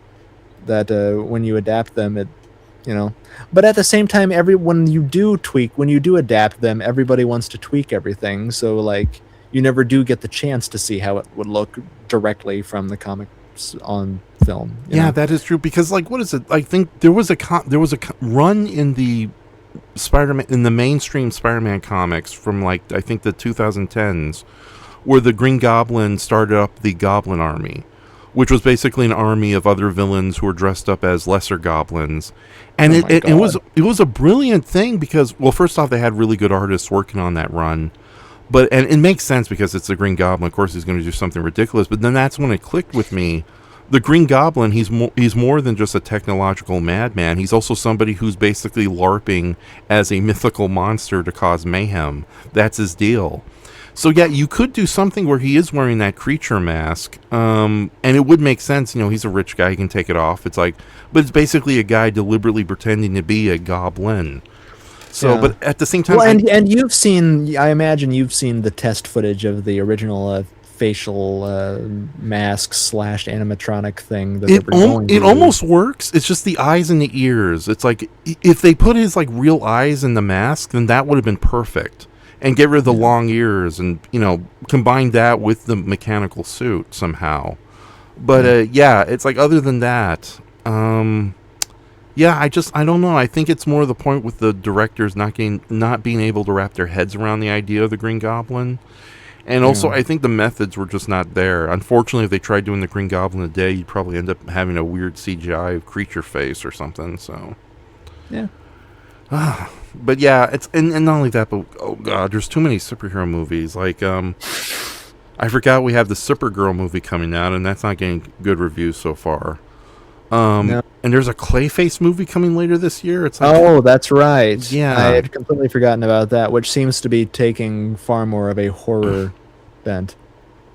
Clayface, like a body horror. Yeah, I don't know. That's another thing that's so hard to keep on top of these damn things too. It's like, doesn't matter. I know they wouldn't make any money, but it's like I'm all for comic book movies that aren't superheroes anymore. I want to see all of. You mentioned Popeye and whatever, but I want to see like a proper, not Riverdale, but a proper like Archie universe movie done or something, or what's the guys that you love? The Adventures of Tintin. I like that. I've seen that movie. I know that when you brought it up to me, I hadn't seen it originally, but I had seen it since. And I really enjoyed that movie, but man, do I wish that was live action, because then I feel like it would be far more well accepted than, another motion capture sort of freak show, which some of it is. Yeah, which is sad because it's actually in my opinion, one of the better live action freak shows. But I still am like, why, when you put all this effort into it, why not just have actors? The technology is not so stunning. I bet, like, it's. Yeah. I don't understand the point of it. That's Yeah, my no, problem. it's weird. Originally, they were going to have actual actors, but I think they overdid it with the character makeup and the tests. But yeah, Yeah. just a little bit of like, because it's like, for crying out loud, what's his face? King Kong dude. Peter Jackson. No, Andy Serkis. No. Well, Peter Jackson, didn't he co-direct or produce that movie with Yes. Spielberg? Yeah, he did. I think even co-wrote it too. But yeah, no, Andy Serkis. He's in a test footage. He's in test footage dressed as Captain Harlock or whatever. I did not know that. I just saw the Yeah, one with he made his own little goofy test thing of him in the costume. Right. Yeah, but no, Andy Serkis looks a lot like Haddock as it is. Haddock. It's like, yeah, there's no need to, go full on CGI or full on makeup. So Yeah. I don't know. It's just kind of a sad thing. All the movies that just use that technology, I've never found a good excuse why it's being used, other than Zemeckis loves his toys, and whatever director loved their toys. Mm-hmm. So that's why there's no reason why fucking Polar Express needs to be like this. It's a perfectly uneventful story. Just do it in live action. Same thing with Monster House. I don't understand why that's animated. Yeah, that is true. So Because that's another uncanny thing. Obviously, it's not as uncanny valley as like Beowulf or Polar Express is, but it's kind of like a weird sort of DreamWorks animation mixed with like rotoscoping type of thing, where the movement is so uncanny that I can't look at it. And the character designs why? too. Yeah, the character designs is what really gets me too, because it's like you can have it beautifully animated, but the characters all have that ugly, bizarre, blank wooden eye, like literal wooden eye. That was one of the big things I couldn't stand about the Disney's The Christmas Carol. It's like the characters have normal eyes. Why do they all look like they're like get filled with glout or something? I don't know. So put some white in there. Put some white in your eye. Yeah, exactly. So it's even Monster House. It's like everyone has like those weird pudgy faces and the overly small eyes. The only character that looks appealing whatsoever, ironically enough, is Steve Buscemi's creepy old man character, because that's the only one with actual eyeballs. Yeah. Oh my goodness. I don't know. The Monster House design itself is pretty cool. Oh yeah, no, the monster, like the movie, the Monster House itself is fantastic, and I'm glad the movie exists just for that creature alone. But yeah, that's okay. Here's a good question for you, because it seems like old people just if there was a robot apocalypse, I get the sad feeling that all old people after 50 are going to be the first victims, because they're like, oh cool, look at this fun robot. Oh no, laser gun. Yeah. Because I thought you were going to say that old people are all susceptible to their lawns being trespassed, and that was going to be the doom of them. oh yeah, like they go out to tell the Terminator go off the lawn and then they're shot. So Yep. also we saw that Saturday Night Live commercial that told us about the dangers of robots attacking old people and stealing their medicine for fuel. Don't worry, it's a good robot for now. But no, that's the thing that we've been seeing, like a sad decline of like these famous directors and film producers who suddenly get a new toy and they forget how to make a movie. It's like, okay, you might know the story better than me and you might be able to kind of like defend him, but it's like having Martin Scorsese, the man who said that all these Marvel movies were just roller coaster rides, suddenly say, oh, I love AI. It just makes my job so much easier. Well, no, that's being misconstrued, because Yes. what he is going to use AI for, which is I think it's kind of silly, but he's using it for just the ease or whatever, because he does all of them himself. He's going to use AI for the storyboarding process. He's not going to have any of it in the movie. He's using it for like cataloging storyboards and like sequence of events with the storyboards themselves. And from his obviously he had people come in to like tweak them and sharpen them up and everything, but he still does all of his own storyboards. And the man is 90,000 years old. Okay. So like that I can't really complain too much about, because it's not directly affecting the film, because it's still all in his head. Right. So it's not like he's using AI with it. I thought the way you were going to go with it was that he's really aboard the de-aging wagon. And that was with he hasn't really used it, definitely not severely as he did with The Irishman, but yeah, I don't fault him for like that's an entirely different thing than him complaining about the proliferation of superhero and franchise films in Hollywood. Mm-hmm. I wish he wasn't using AI or anything to do it. I wish he actually got some assistance because, he's Martin Scorsese. I'm sure any artist out there would love to do storyboards for him. Yeah, But also there's starving artists. Period. It's like, yeah, Yeah. there's a reason a lot of kids have debt from art college. It's like, just get them.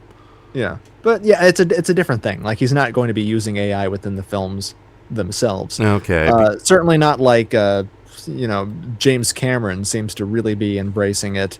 And if you look at any of the releases of some of his most renowned, I think basically all of his movies, what they use for the Oh. restorations themselves are the AI smoothing features. Right. That's why you have the horrific mess True that is Lies. the True Lies Blu-ray and the Terminator 2 Blu-ray to a certain extent, smoothing out all of the facial features, erasing all of the grain, and Mhm. all of that is put through an AI company in Australia, I think, Ouch. does that all for him. I don't know. Yeah, the Australians don't know how to do CGI. He's You don't know how doing. to do shit. Yeah. They're too busy chasing each other on trucks getting oil. Or running from giant spiders. Yeah, that too. Or dingoes or warthogs, take your pick. It's also, we got to remember, a lot of these people are successful businessmen, and I guess AI is a great way to save money. It's like, why pay artists when I can just have, but yeah, those restorations he used with AI on True Lies. And True Lies is a good looking movie. So yeah, he Yeah. screwed up big time with that. It's like, I've seen Yeah. the videos and the comparisons, like, ouchie, wouchie. Yeah, it's not only everybody looking like a smooth nightmare with the grain removal that he uses too. He uses like some sort of color tinting with the film itself, where all of his movies are very blue now. Yeah. Aliens 2 is another movie that looks really bad with this. Like one of the recent releases of the whole 4K Ultra HD releases of Aliens use the same thing, and it's a very bluish teal in an attempt, I guess, to make it look more contemporary. That really ruins the natural, organic feel and look of the original movie, which looked, as you mentioned with True Lies, looked fantastic enough anyway to begin with. I don't know why muddle with a great thing. But now with True Lies especially, the only way to look at that movie in its untouched form is if you have the old DVD release of True Lies.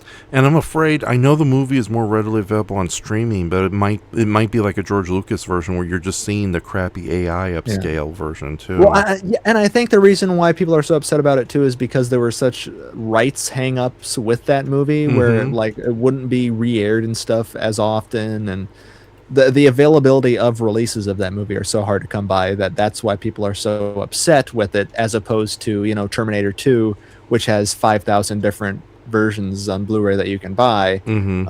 True Lies really only has that and that one alone. Yeah, it's a damn shame too. So, and not only that, but it's like, I know the whole thing about George Lucas doesn't want anybody to see the original versions of Star Wars for various reasons, and Disney honoring that wish. Aside from whatever's going to happen next year with the Star Wars 50th, what I'm afraid of is that they're not going to put that on physical release, and it will end up being, as they say, for a limited time theater screening. You'll be able to see it. Yeah, that would suck. And here's the thing, we live in the age where you can fit multiple movies on one disc. Like, here's the thing, I know a lot of people have made similar arguments with the Doctor Who special editions from the old series, where they take the serials and kind of update them with like reinserting deleted scenes that make the story move a little better, fixing audio issues. Granted, they've got into controversy recently by some of the Blu-ray sets, which were amazing, being ruined by AI upscaling to clean up things. So suddenly background characters who have glasses, or those glasses suddenly disappear because of the way AI reads faces. But no, the great thing about the Doctor Who special editions for the longest time was that you still had the option to watch the original version and the special edition on either separate discs or on the same disc. Well, that's the great thing with the Star Trek TOS DVDs, Blu-rays as well, is they have the versions with the very conflicting with because the show is so low budget, the whole CGI inclusion of the different special effects really conflicts with it.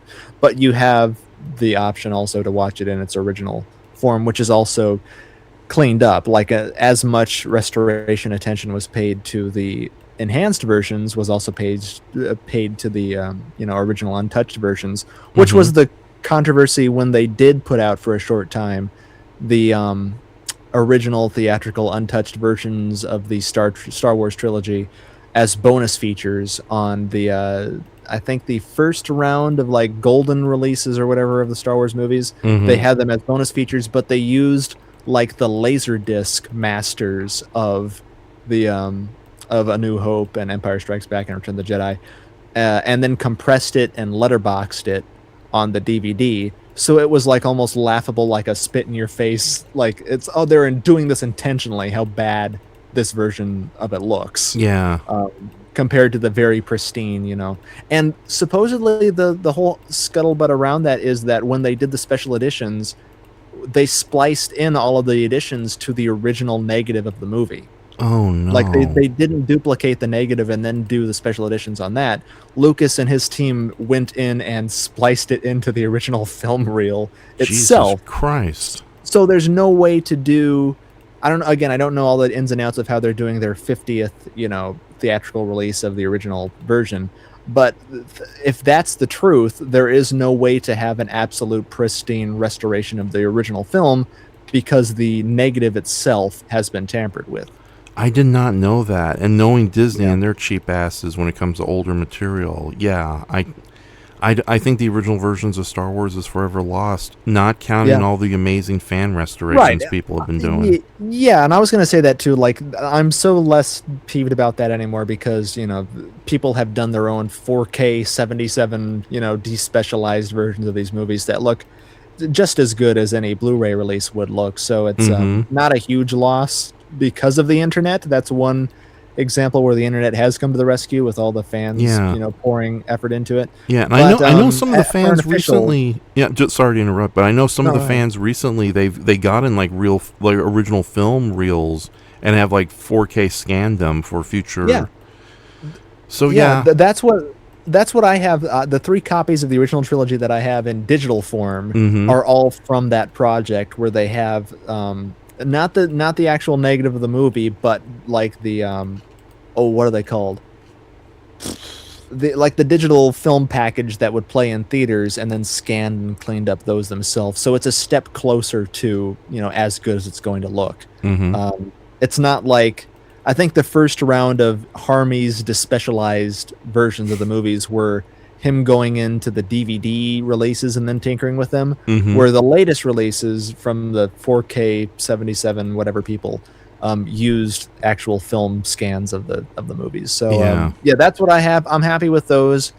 I don't know why people don't use AI because the magic that it does for me and what I find really useful and more people should use it for is on the audio side of restoration for things. Yeah, because AI can whatever in the cloud, however the means in which it does it, does wonders with removing like background hiss of dialogue and noises. I've used it on numerous like videos for podcast stuff that we've done, and it works beautifully.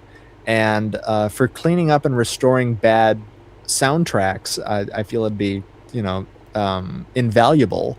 But people want film as a visual medium, and people want to just slap something quick and easy on. And as we've said, it's you get a lot of the muddy, disfigured background faces because of that. Yeah, and again, I feel that most of it has less to do with people.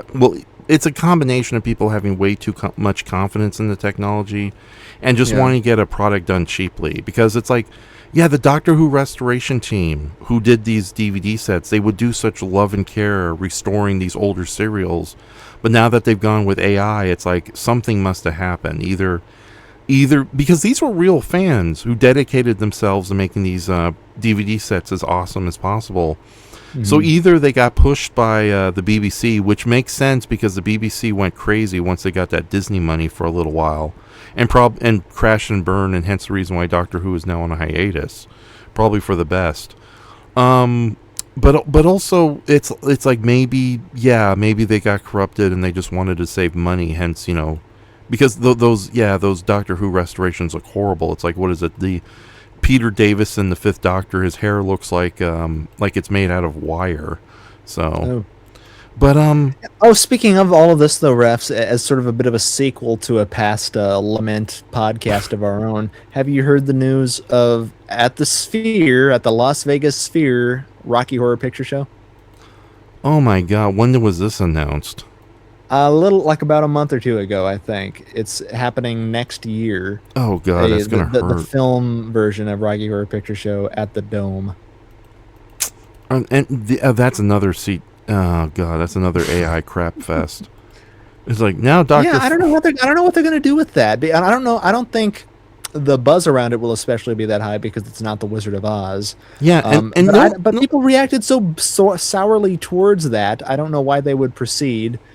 And with Rocky Horror Picture Show, it's already filmed in widescreen scope, so I don't know. I don't see the purpose in it. And why would you? That's not really a movie that you want to see in such a setting, anyway. Oh god, not only that, but okay, here's my question. Yeah, everyone loves the Wizard of Oz. You can take anybody to go see the Wizard of Oz. Like, no offense to Rocky Horror Picture Show, I've come to respect it immensely, but holy shit, how? You know, there's going to be a lot of dumb parents who are going to take their kids to see that for the first time because it's on the dome, on the sphere. You got to go see it on the sphere, no matter what it is. So, my They all impression of talk normal like people. Goofy is what they. That's my impression of normal people. So it's like, it's a restaurant where they literally shoot nail guns at your head. Yeah, but it's very expensive, so it's gotta be good. No, it's a regular restaurant. You're just paying extra to get nails in your head. Can't hear you. They're coming with the nails.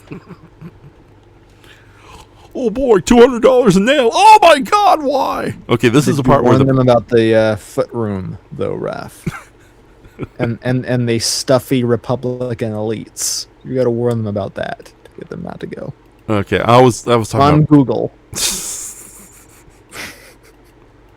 I was talking about normal people in general. So I was talking about Raph and Choma's Restaurant Rescue, the Google series that you had, where you would review several restaurants in the local Lawndale area. we were doing so good, and now here's where everything falls apart. We just make fun of Raph. It doesn't make fun of you. You need to make that a career. Just I want review. Raph as Anton Ego from Ratatouille. I just found this is an excellent Indian restaurant, but I also find out they have an eel cooking the food.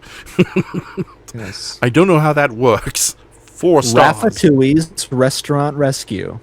You're welcome. RRR. Yeah. Oh my goodness. Before we continue, though, can you see the little guy on the screen? Yes. Okay. What color should his feet be? He's supposed to be wearing shorts and like brown tennis shoes or something.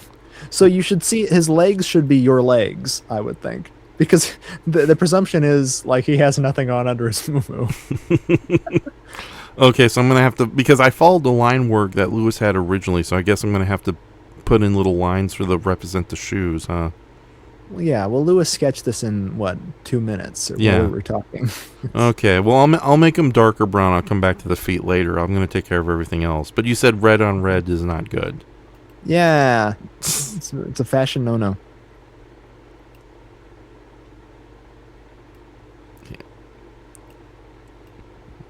Oh, there we go. That's a slightly better. Yeah, we'll come back to the brown shoes later.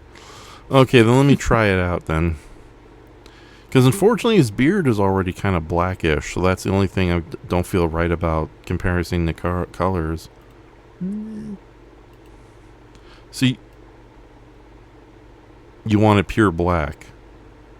I don't know. Like, yeah, maybe a gray. Like a black, a slight gray. Oh, wait, but then, like I said, then it just matches with the damn beard. Oh. Yeah, it's the beard. Oh, wait, what if I make my beard more brownish? Oh, well, now you're just joking. You're not that youthful, Raph. You make it salt and pepper, and then we're approaching reality. Okay. Hold on. Let me see if these other colors work. No, they don't. These are terrible. The Christmas weirdo. My multicolor belly. Ooh. Oh, wait, no. There we go. Oh, wait a minute. No, that doesn't work. That's too technicolor. It is.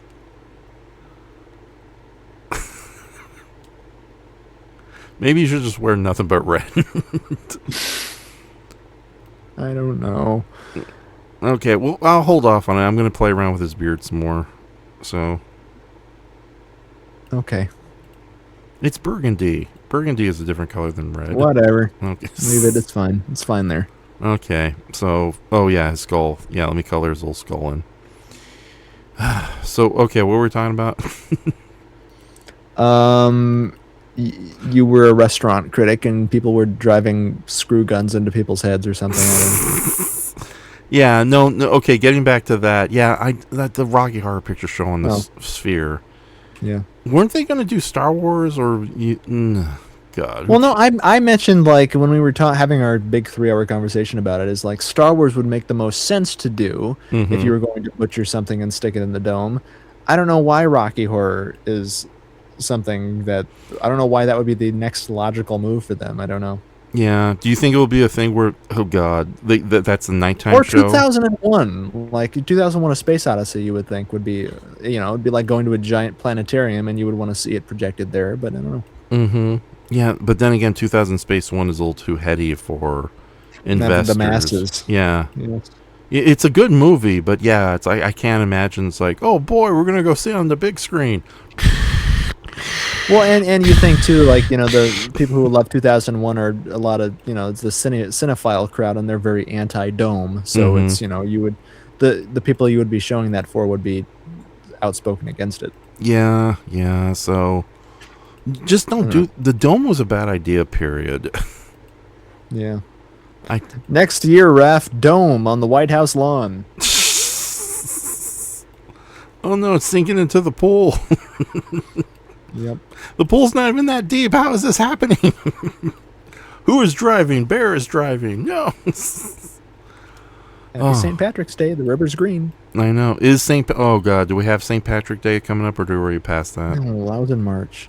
Okay, thank goodness. I can't do another holiday.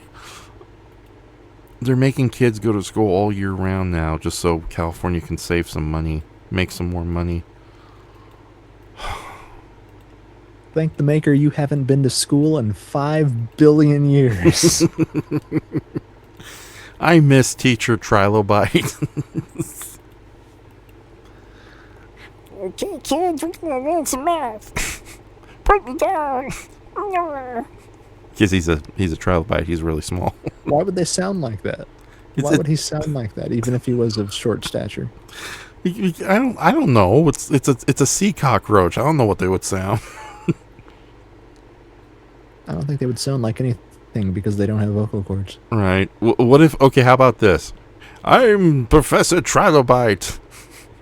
I have 5 kids and they need a mother. Also, my government is going to sell itself out to the Nazis. So long, farewell, Avita, say goodbye. There's that a better voice? I don't know if that's much of an improvement. Imperial battleship, stop the flow of time. Yeah, have we discussed in the past that he's Canadian and not British, but he's one of those actors who you think is British? Oh, it's interesting. Oh God, yeah. Christopher Plummer's not British. Yeah, no, it's like there was like this cryptozoology series I used to love as a kid back in '97 called Into the Unknown. But one of the reasons I've been having such a hard time trying to relocate it, it's kind of currently lost media, is because it's not a British show, it's Canadian, but it's hard to tell because, you have Jonathan Pryce narrating it. So, and he's British last time I checked, so. Yeah. Where's your 2 stupid kids? Tell me.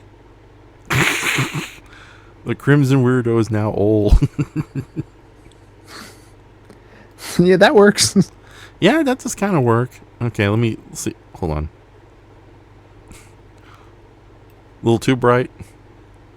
Yeah, that's too much. Okay. Go back to... There you go. Yeah, that's good. Okay, now let's try the black underrobe. Again, oh, and then I gotta do gradients. Darn. Now, are there actors and or actresses that you sort of the opposite with the opposite with Christopher Plummer? Are there people who you forget are foreigners and aren't American. Like one of the people for me is like I keep forgetting Nicole Kidman is because I guess I just don't see her Kiwi. in a lot of movies. I forget that she's a Kiwi. Yeah, Yeah. Oh yeah. She's. Yeah. You forget that she's. Australian. And she acts so Hollywood too. So God, I can't. Yeah. It's like her laughing at the plight of effects artists at that one comedy award. So Academy Awards. Whatever. Okay. It's a long story. I got to find out which one it was. But yeah, they had some special effects artists kind of. It was during the time the effects community was doing strikes. And there was like they were trying to plead their case, but it's like, yeah, they cut off their mic, of course, quickly because, the Academy Awards do that. And they just cut to her doing a little tear. It's like, oh, so.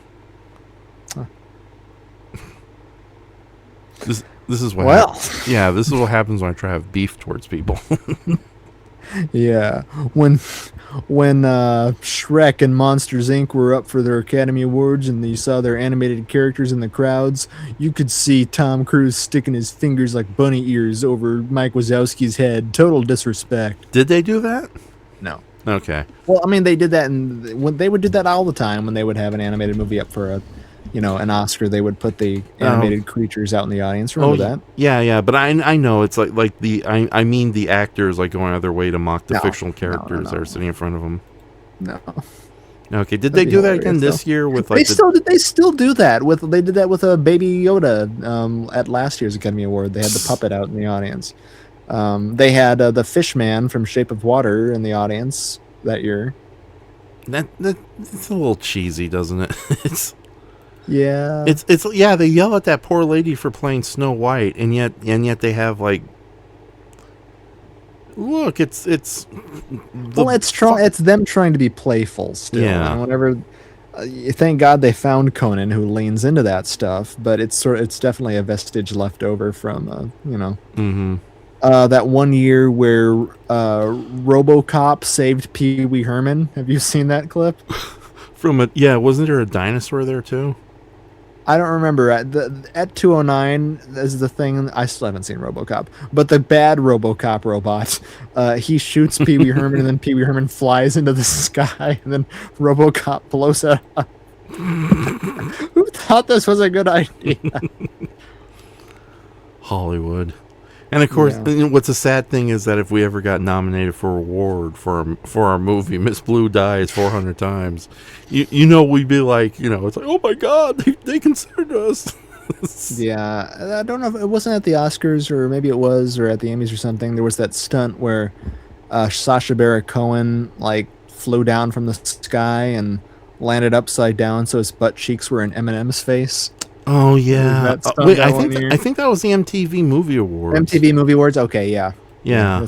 You're right. Yeah, and I know that like Eminem was very uncomfortable with that for a while. So no, he was in on it. He played it off like he was. Okay, then he's a good actor. Yeah. What the fuck? Eminem is surprisingly fruit friendly. Good for him. Like he's best friends with Elton John. Mm-hmm. He there's that in the clip from The Interview, which was that movie that North Korea tried to stop, and then it really turned out to be a giant nothing of a movie anyway, and all that was built up for nothing. Yeah. But there's the clip in that where he comes out as gay in the interview show, and Seth Rogen's like, Eminem's gay on our show. Yeah. Oh yeah, he's one of the few surviving humans to guest star on Has Been Hotel. Really? No, there has not been any normal. That'd be amusing. Yeah. Okay. Oh, that's what I was going to say earlier. John Waters. Yeah. Right. Yeah, he guest starred on an episode of Hell of a Boss where he actually did a really good job doing this possession demon. He could do the voice of Scarface if he wanted to. Makes sense. Yeah. So yeah, the guy does have acting range when it comes to cartoon villainy. Yeah. So I don't know why they haven't. I've talked about this all the time. We talked about this actor, but I don't know why Toby Jones hasn't been cast as the Penguin in anything. I understand they have, Colin Farrell, as we've said now, but that guy is just like, you don't find many people who look like that and would be so perfect. Yeah. Well, that says though, yeah, no, he has the good voice, he has the look, he has the stature, but what menace can he bring to Batman? I think. Okay. if you've seen the horrible version of Toby Jones playing Alfred Hitchcock in The Girl, where it's literally all from it's an adaptation of Tippy's memoir or whatever, where Hitchcock is portrayed as a slovenly predator throughout that movie. Toby could bring a lot of menace to that. If he just plays the penguin like he played his version of Alfred Hitchcock, he'd be fantastic. Okay, I have to say, okay, here's my question. Alfred Hitchcock wasn't that short. Was he like on stilts or something? No, that's the laughable part of it. It's just Toby Jones in a fat suit and a bald cap. I'm guessing The Girl was not that popular of a movie. No, it was made for HBO or something, or the equivalent of that, where it was made for a not theatrical. Nobody's ever played a good Hitchcock. Like, even Anthony Hopkins wasn't very good. What movie was he in? He was in the movie Hitchcock, which was a very cheaply made, not a biopic, but a making of Psycho. Jesus, nobody tries anymore with these movies. Yeah. Oh my god. I don't know.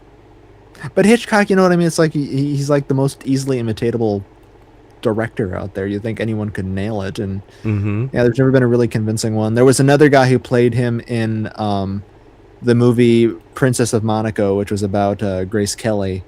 There's an actor in there who played him very briefly, but was again just like, you can't do the voice. Anybody can do the voice. Yeah, but yeah, and it's like, but they don't do accents anymore, Brayton. Yeah, I don't know.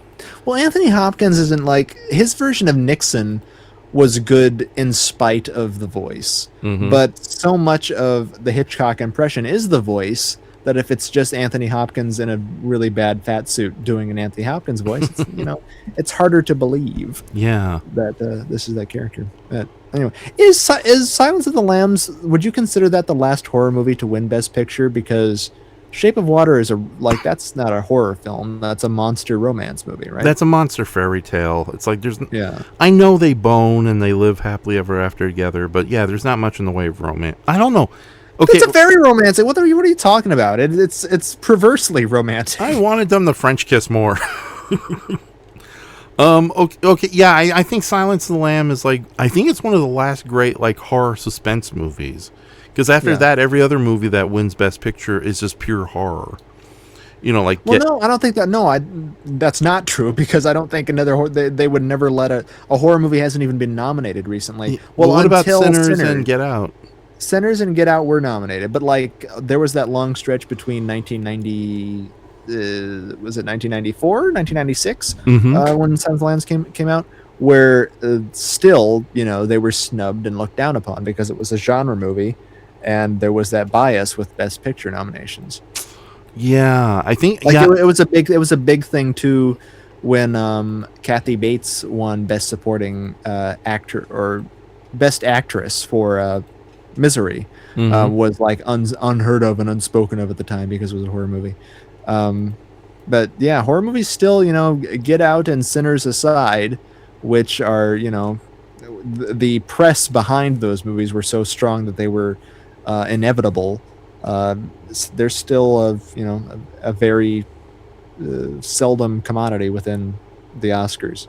But what do they know? Yeah, no, I think you're right. Seven wasn't even nominated for Best Picture, I don't think. Yeah, and that's sort of in a similar lane with Silence of the Lambs is like a big, famous horror tinged thriller movie, but that was so grotesque that it wasn't nominated.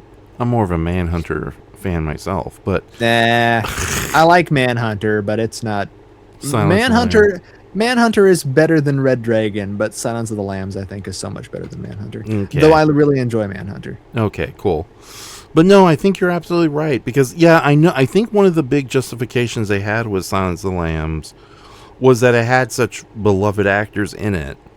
Yeah. And more to the point, it was a lot of people mistake it more for a terrifying suspense film than a pure horror movie. Because you do have that.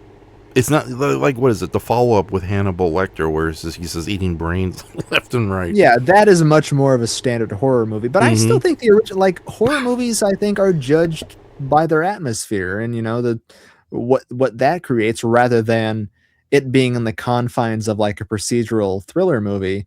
I think the atmosphere of Silence of the Lambs is such like an archetypical horror movie in the classic type of terms, if anything, because of the amazing Howard Shore score for that movie is like almost over the top classic Dracula horror movie. Um, yeah, I don't know. I've always considered it within that genre rather than a thriller. I don't think a horror movie has to have a fantasy bent though. So I'm one of those guys, like uh, there are countless like slasher movies that are, it's just a guy killing people, but those are still horror movies. I don't see why Silence of the Lambs would be any different. Yeah, no, I was just saying, yeah, I know the movie has no fantastical elements and what in it whatsoever. My argument is that it's a movie that kind of cross pollinates genres with, a detective thriller, Yeah. and just kind of like a crime suspense movie too.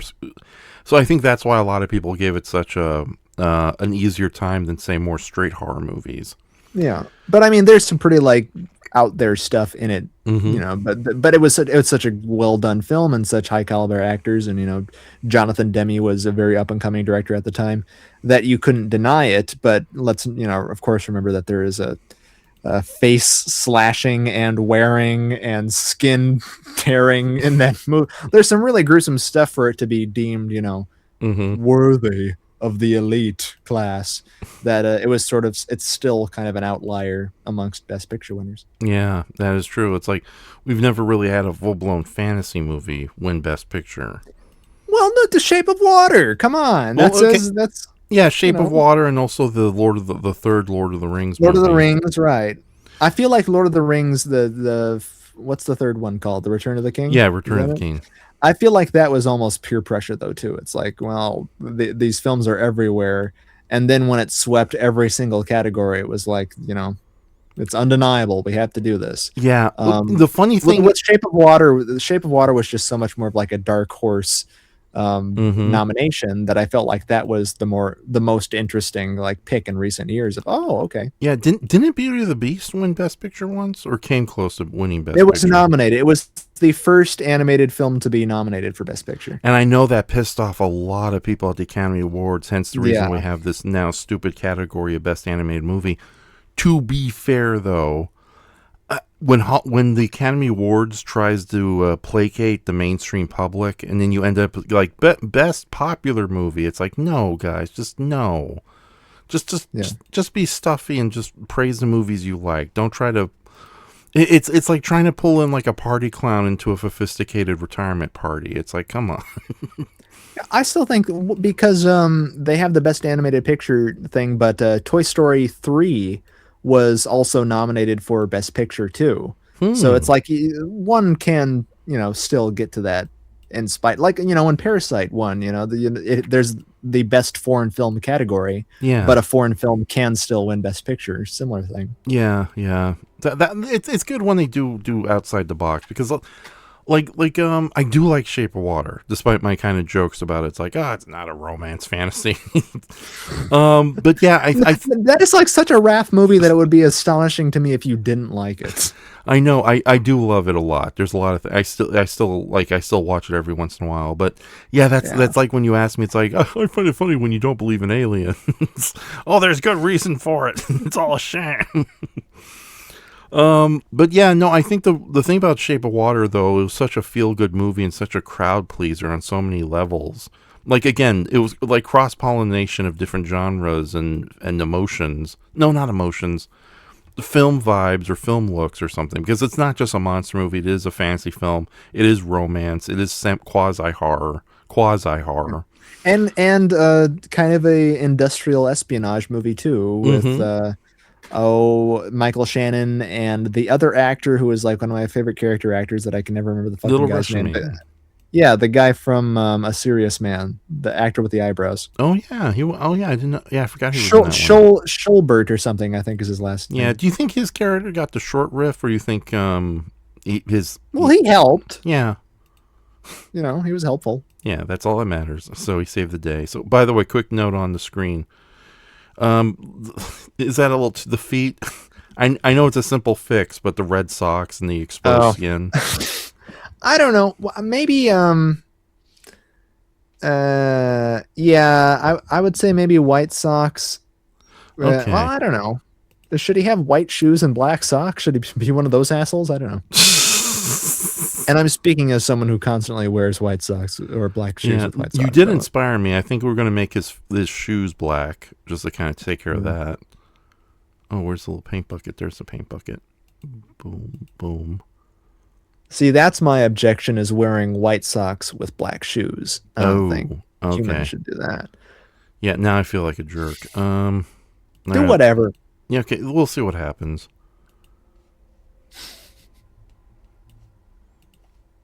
Okay. God, this is the most terrifying Crimson Weirdo ever drawn. No, he's great. Oh my God, not that. He looks like, and now everyone, follow me to the Swedish village. That's not a cult.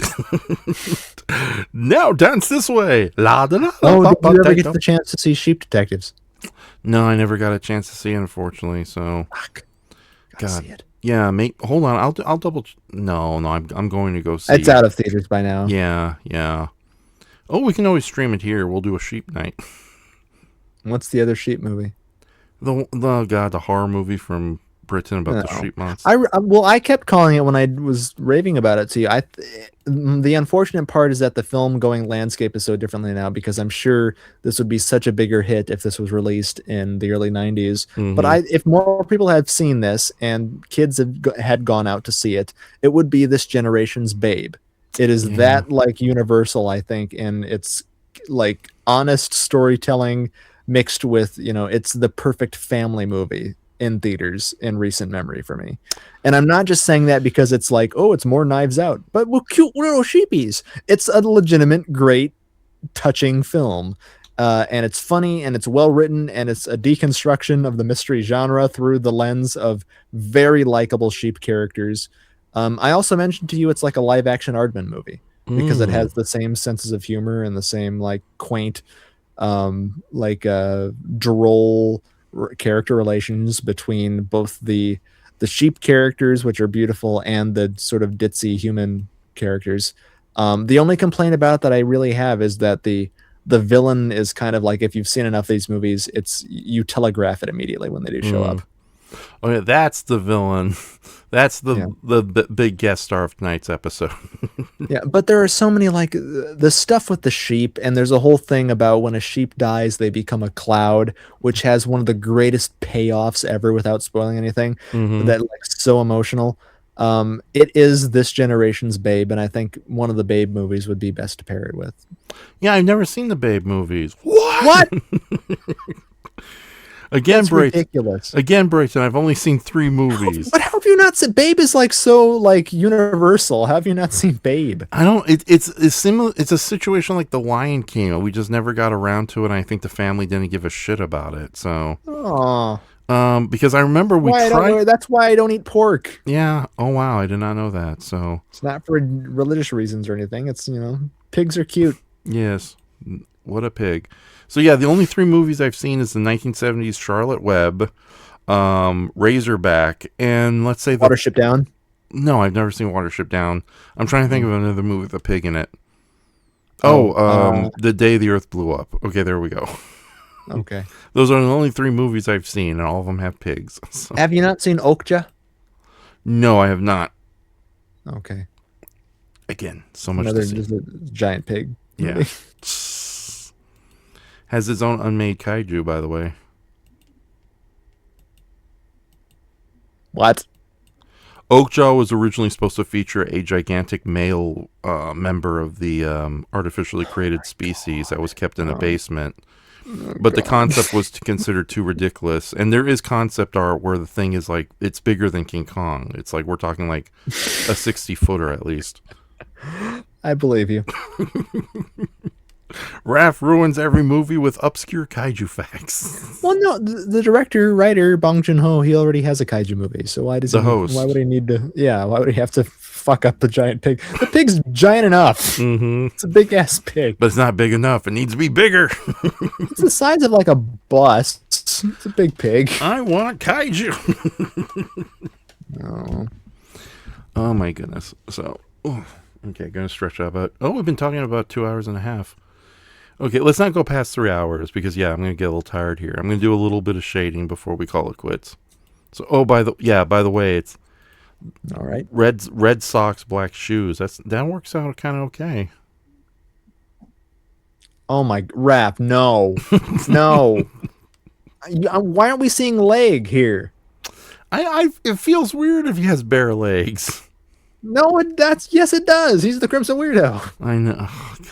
That's one of the biggest things. But when we both did our own separate edits of the Crimson Weirdo at Gardena Cinema, I went out my way to make sure you never saw jeans, and it's like, oh, there he is, jeans.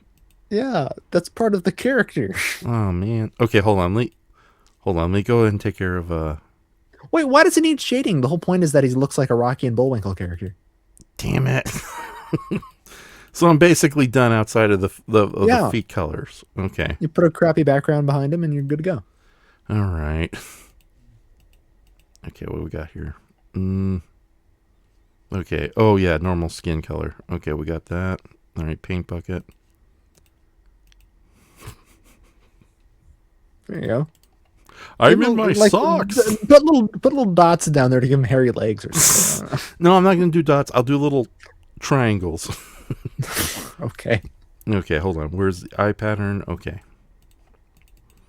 Because the way they would do 5 o'clock shadows in old Hanna-Barbera cartoons were terrifying. Okay, a bit of dark there. Oh, okay, I see what's going on here. Okay, give me a moment.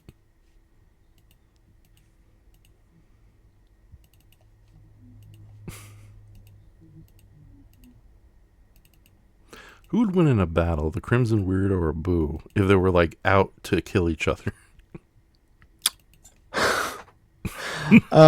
Boo kind of fucks up the Crimson Weirdo in their little paper puppet battle at the end of the Glue podcast, so I'd probably say her. Okay, yeah. And it's no endorsement. No, I'm sorry. She fucks up Dirty McCruption. I would say that the Crimson Weirdo is no stronger than Dirty McCruption, so I think she would still win. Okay, yeah, because it's like I know it's like that really terrible Russ Meyer movie, which was like a really inaccurate take on somebody's life as a composer. Yeah. With the Nazi Frankenstein. Okay. Quadrophilia. Oh no, not Russ Meyer, not the boob guy, the other guy who did Tommy. Oh. All right. Anyways, it ends with basically a guy crashing a spaceship into the Nazi Frankenstein. And I can imagine that's a Crimson Weirdo. Like, Boo just crashes her spaceship into the Crimson Weirdo from above, and it's like, no! Be a pretty tiny spaceship. Yeah. Oh, that's right, yeah, she's like 3 feet tall, and the spaceship would be like, the size of a Volvo. So... What is this? Ken Russell is the director you're thinking of. What is the movie? I know he made it before Tommy. Hold on, I'll check the title so you don't have to do any research. It's not The Apple. He never directed The Apple. Who directed The Apple? Somebody untalented. Oh, okay. Oh, I think it was one of the Golden Globalist people. Oh, okay. Besides, if he directed The Apple... He did direct The Boyfriend, though, which is that musical I want to show you. Yeah, I do want to see that. So, pair that up with an actual Buckley Berkeley movie. Busby Berkeley. Berkeley, yeah. Yes. Okay, hold on, I'm going to find it.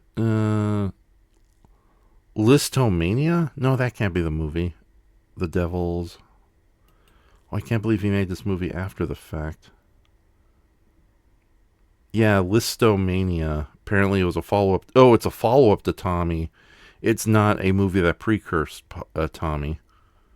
Oh. Okay, yeah, it has Roger Daltrey as Franz Liszt and Paul Nicholas as Richard Wagner. I don't know. Ringo Starr as the Pope. Mm-hmm. Rick Wakeman as Thor. Well, of course, Rick Wakeman is going to play Thor.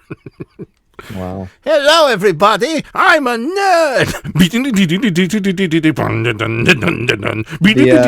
The top letterboxed comment here is, why don't people fund theatrical failures like this anymore? I want that on a poster. I don't care what the movie is. Yeah, no, I know it's a movie so bad. Brendan Tennell did a review of it. Oh my god. Yeah, no, there's one point where our lead hero grows a gigantic inflatable penis, and it's apparently it's like stupid. Oh, So right. So yeah. why were you bringing this up in the context of you? Oh no, the climax has Franz Liszt flying a giant guitar Oh, all spaceship right, yeah. to destroy Richard Wagner, who is portrayed in this movie as a Frankenstein Hitler. And Boo flying her spaceship at you, it would be like a well-timed hit by a frisbee upside your head. Yeah. Whoa! Yeah, but no, they do a whole dramatic scene where it's like you see the spaceship coming in from the sky. It's a really terrible model. And then it's like the spaceship's point of view where it's like, kind of like, come get me. So, it actually be as bad as like the floating city in Star Crash. It's like, we must crash the stolen city into the dude from The Godfather. Okay, how's that for hairy legs? That's a nice sentence. It's fine. Okay. I don't like this. This is one of the most disturbing things ever. So, It's pretty good. yeah, it's a little bare on this end. Just give me a moment. Hairy palms, hairy legs. Hair legs, hair legs. Yeah. Um. Oh, Joe Spinell. That's the name of the guy I was thinking of. So. Oh, yes, of course. And from Rocky. Mm-hmm. Oh, that's right. Yeah, he's the nice mob guy. So. That's right. Mm-hmm. We're definitely gonna do Rocky 3. No calamari wrestler. Yeah, we gotta finish off the trilogy of Ref watching Rocky for the first time. We're gonna skip number 5, 6, and 4, right? 4 I don't like as much as other people like because it's too cheese, 80s cheese for me. Mm-hmm. 5 is the one that only has one good scene in it, and Rocky Balboa is pretty good. What about the Creed movies? The Creed movies are okay. The first Creed movie is okay. That was directed by Ryan Coogler, who is the director of Sinners.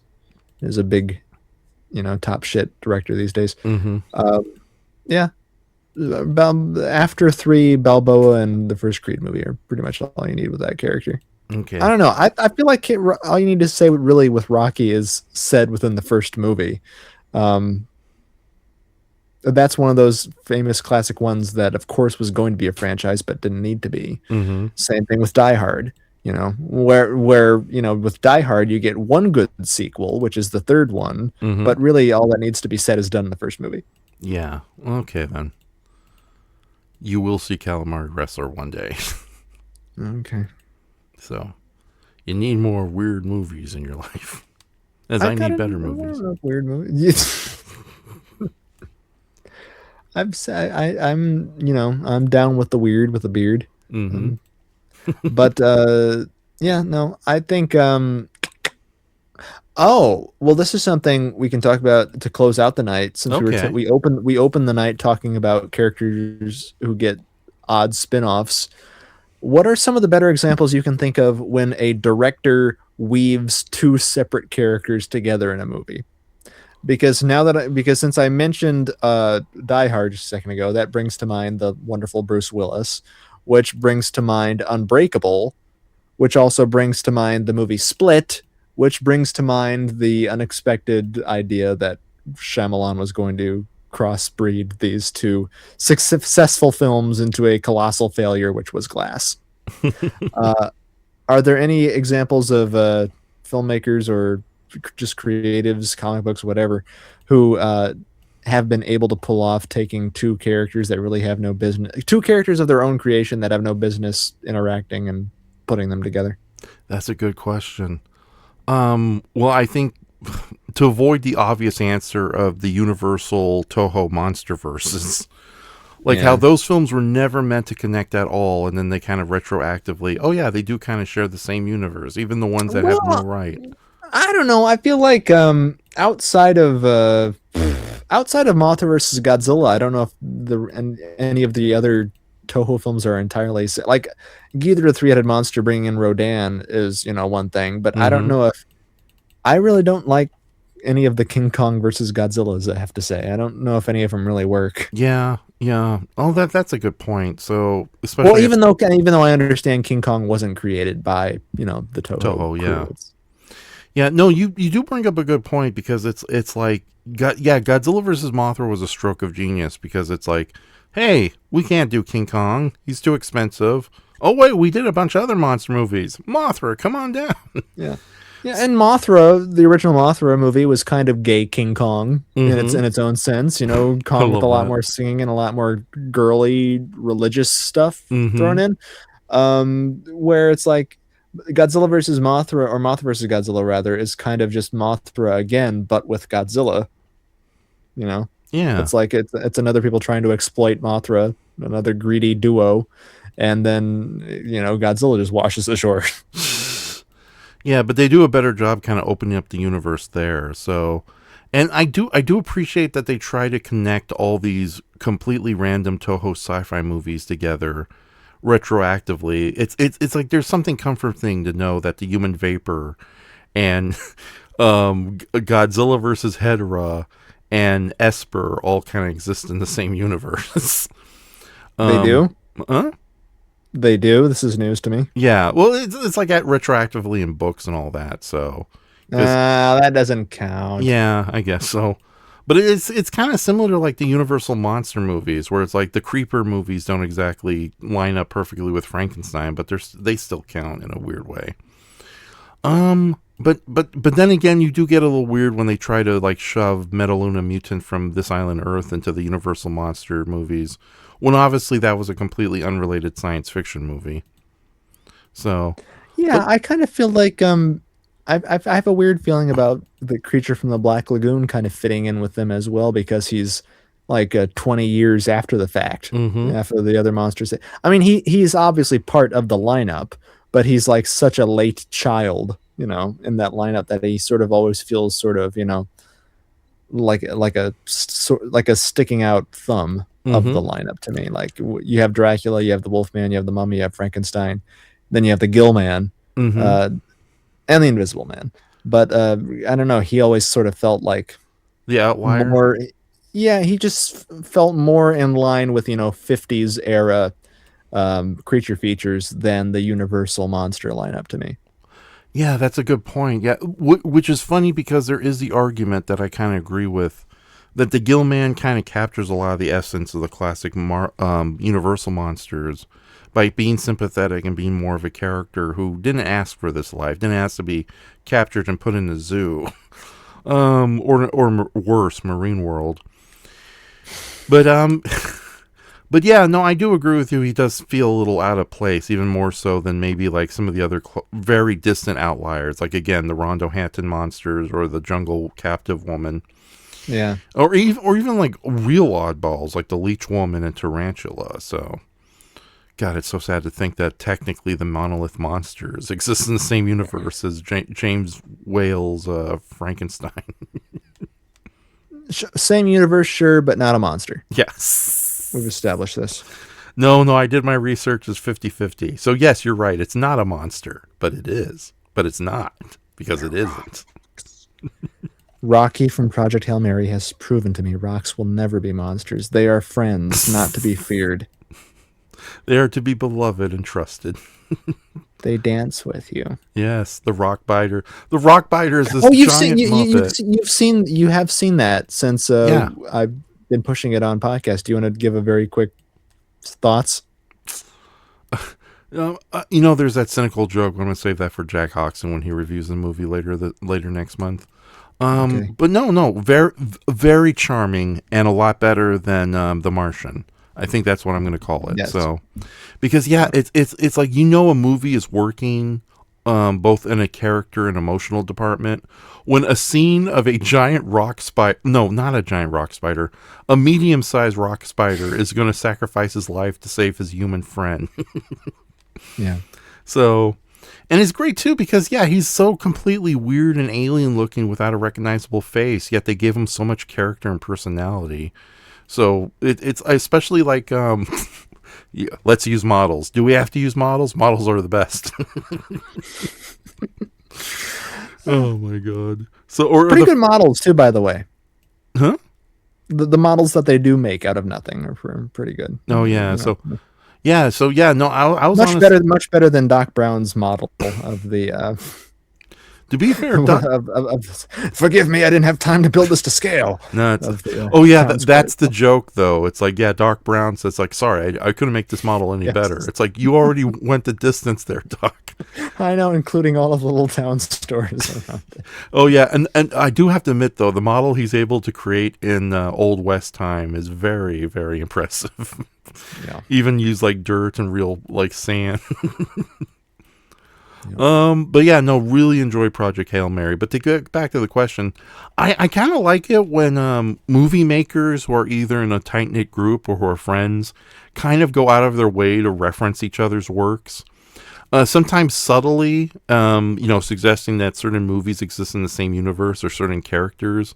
But I kind of like the whole thing that Roger Corman had going on for a while, where if Dick Miller was basically the center of the universe, and everybody who worked with Dick Miller would always kind of like throw in a Dick Miller cameo, and then success that was the same character. Well, from I this like movie. Joe Dante's take on that, where Dick Miller comes from a family of 12 different twins.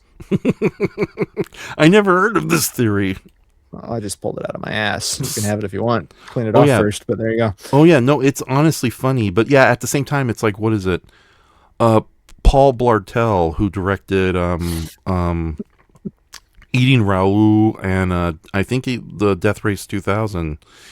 It's like him and hold on, let me get some real names here instead of trying to remember like Paul Blart Mall Cop. Is who you're thinking of. indeed. So Eating Raoul, hold on, because that's the only movie anybody recognizes.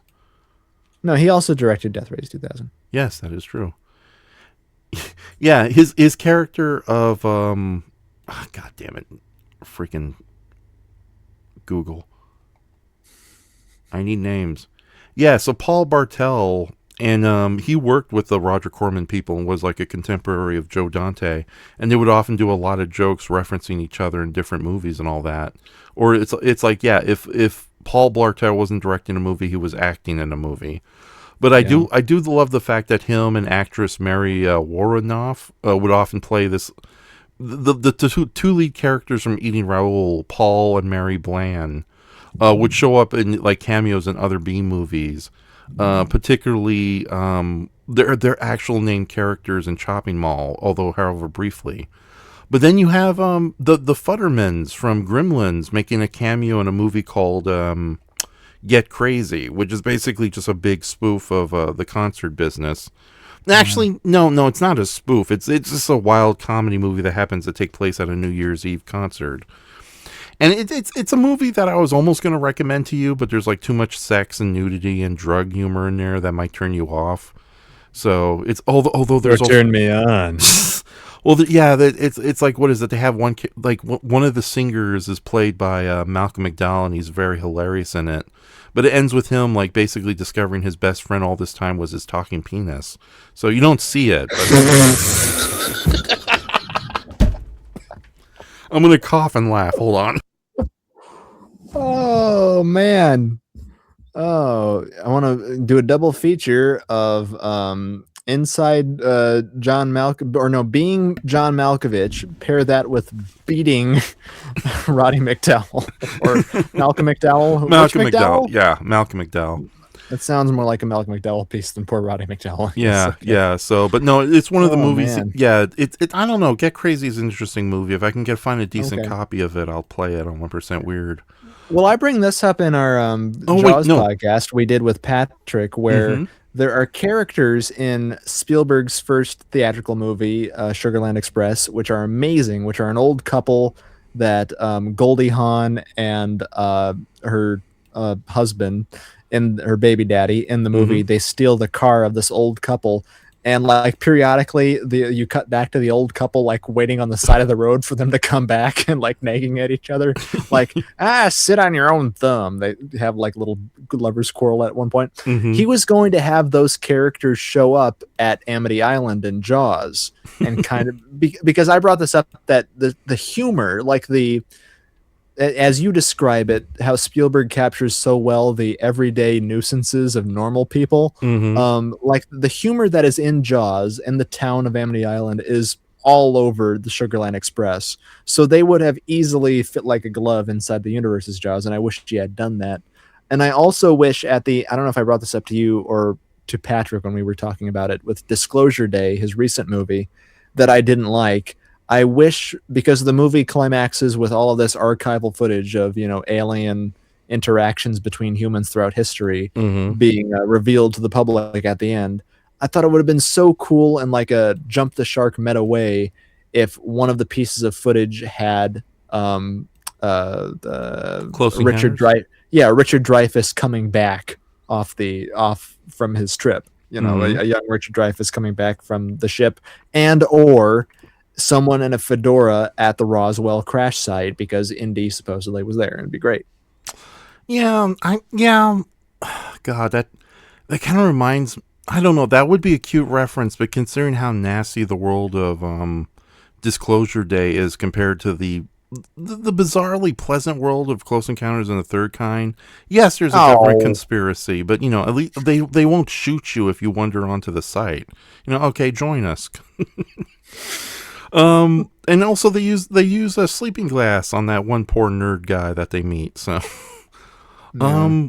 but yeah, no, it just feels like a little hamstrung. It's like there's like, but at least it would have provided you something interesting for Disclosure Day, which the rest of the movie is so uninteresting. that is true. So I know for a little while they tried linking the aliens from Crystal Skull to the actual aliens in Close Encounters of the Third Kind. But I think they kind of vetoed that idea shortly after its release when people didn't like that whole subplot. So, Yeah. And also kind of reminds me, like, they're not aliens, Raph. They're beings They're from another interdimensional universe. beings. They're aliens. They just come Rocks aren't monsters, Raph. They're just from slightly farther away. They're Okay. They're granite-based life forms. Yeah. No, they're okay, so you're familiar with the Gundam franchise, right? This is a very short aside. I'm not going to get into it. I'm aware of it. Yeah. Okay, so a lot of the Gundam shows are very standalone, which is not a bad idea. When you have a large franchise like that, it's okay to do completely separate in their own little universes, especially since it kind of avoids complicating the timeline. Like, how the hell does this scenario work in tandem with another one? It's like when people make that really stupid argument trying to put the Star Trek and Star Wars universes in the same existence. You can't. They just I like them both, but they kind of cancel each other out on multiple reasons, and it doesn't make sense. Yeah, well, I mean, the basic reason of all is that Star Wars is in the past and Star Trek is in the future.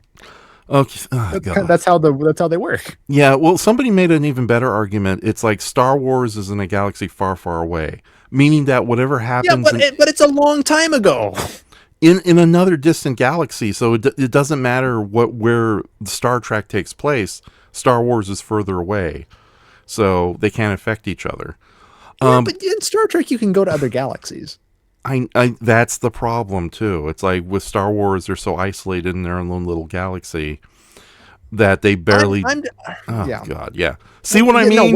No, Raph, I am saying we're on the same side, but I think that my argument is better than yours because all of Star Wars on the outset is past tense. Like, you can't tell me that and as far as the future that Star Trek exists, I think that the galaxy in which Star Wars exists is long dead because of the constant political turmoil that universe is facing. I can't imagine that existing all this way into the future. Oh my God. It's a long time ago, Raph. Yeah, but at the same time, like, Star Trek is so heavily connected to Earth, and Earth doesn't exist in the Star Wars universe, that it's like unless Star Wars took place before mankind evolved on Earth, it doesn't make any sense. So, Yeah. okay. I am listen, I'm holding the microphone with both hands, so listen closely. I am telling you that it would be far easier for the characters of either Star Wars or Star Trek to go to the galaxy of that show than it would be for them to go to the timeline where, I mean, Darth Vader would never appear on the Starship Enterprise because it was a long time ago. I don't care what kind of save the whale time travel you want to pull off. You can't go that far back. You can go to a caveman planet in Star Trek, but you can't go back to the time of the cavemen. Oh my God. There's a good argument here, but I'm too tired. No, okay. My only argument, then we'll end it, is my conceit is the general conceit of Star Wars is that it is a fairy tale being told from a long time ago. Mm-hmm. Star Trek is set in the distant future, and the impetus of why Star Trek works is because it's a futuristic story within our universe. Star Wars is not in our plane. It's not in our universe. It's a galaxy far, far away and from a long time ago. If you want to go back with Lucas's original intent with the stories is that they were taken from the story of Luke Skywalker as taken from the story of the Wills or whatever. So like even within the universe that Star Wars is, these are like stories that were passed down. So none of the characters will ever meet. That's what I'm saying. It's a simple notion. Star Wars is in the past. Star Trek is in the future. Star Trek is our future. So therefore, never the two shall meet. Because Star Wars is in a galaxy way too far away from ours. So no. Okay. Time, regardless, it's just so far away they can do whatever they want, and it doesn't matter the rest of the universe. But I'm telling you that it's easier to go to the galaxy of Star Wars than it is to go to the time of Star Wars, because it's a long time ago and a likely fictional fairy tale story even within its own universe. This was the issue I was going to bring up with the Gundam. Okay, so the Gundam and Godzilla can't exist. No. Godzilla has made it very clear that it doesn't matter if these connect or not. They're their own separate stories. Don't worry about the continuity, dimensional bullshit, kids. It's similar to the unspoken open secret about James Bond. Oh, we just recast it and start over again. Don't worry about it. Despite what some of the movies themselves try to do. Theory. There's none of that shit. Huh? I don't believe in the code name theory or Thank any of that you. crap. It's just they recast the guy. Yeah. No, there were some stupid jokes at the beginning of certain James Bond movies that tried to explain it away, but that's just the producers being cheeky. No, I mean, like it completely falls apart within the story itself because Diamonds Are Forever takes place after the events of On Her Majesty's Secret Service. Yeah, like that within the logic and the fiction of the story, it falls apart. Yeah, and more to the point, there's also that really dumb gag. I've not seen the movie, but I'm well aware of that dumb gag at the beginning of On Her Majesty's Secret Service, where it's like, "Oh, you're the new guy, better than the old guy." The joke is like he himself says, "This never happened to the other guy." Yeah, exactly. But it's like you don't need a joke like that. And it was obviously like Mr. Broccoli just felt bitter about Sean Connery running away and threw that in as a nasty gag. So can Alberto Broccoli in your universe just be Mr. Broccoli, the studio executive? Sure, he just has a giant broccoli for a head. It's like the guy it's like the cabbage head man from Kids in the Hall. It's like, I have a cabbage for a head. That's why I'm so mad. So, but no, Hammerhead, Mr. Broccoli, the pickle puss. I know. So okay. So the Gundam shows are all mostly separated, but then when they celebrated, I think the 25th anniversary of the franchise, they had a really good series called Gundam Turn A, and it's honestly a very good series. I've seen at least 40 episodes of it. Basically, it's like Gundam in the distant future to a point that it's like Studio Ghibli if they had giant robots in a movie. Because it's that far away in the future. It's like so far in the future, Gundam are basically legendary creatures as opposed to just giant robots used in war. And it's like this primitive kind of turn of the century society is rediscovering these robotic weapons. They almost ruined it, however, towards the end of the series when they tried to explain that all the other Gundam shows existed, including the ones that possibly can't coexist, like the Street Fighter inspired action comedy G Gundam. That's like saying it's like you have a Star Trek series where they try to connect all fiction in one universe, and it's like, that's right, Captain. Daffy Duck was once the president of the United States. It's just it gets a little ridiculous. So, and now we're going to complain about the whole Star Trek Star Wars thing. No, Raph, I think if you look at it, you'll notice that I am more right. because light speed travel and everything is possible in both Star Trek and Star Wars. So theoretically, you could go to another galaxy, but you cannot go to the time of Star Wars because it's in the past. And not on top of that, within the fiction, the DNA and the thread of Star Wars, these are stories. So they're taken from the Journal of the Wills, or whatever the fuck Lucas was smoking in Modesto in 1973. It's a fiction within a fairy tale long time ago. Star Trek is our future. It's in our our timeline. I do love the little loophole. Okay. I do love the little loophole that we can completely disregard Star Wars because it's a fictional story. It's fictional. And I kind of thought that was cool at the end of Last Jedi. Is they do the little, once they have that grand shot of them all on the Millennium Falcon together, they do that little fade to white, and you have the kids playing on the ground, with the story of Luke Skywalker and everything. So like that to me shows almost like within a weird lampshaded type of way, this is a fictional type of fairy tale story. And I understand you can make it work within the movie itself because it's Luke's story being passed down and everything. It's the story of rebellion. But it's a fiction.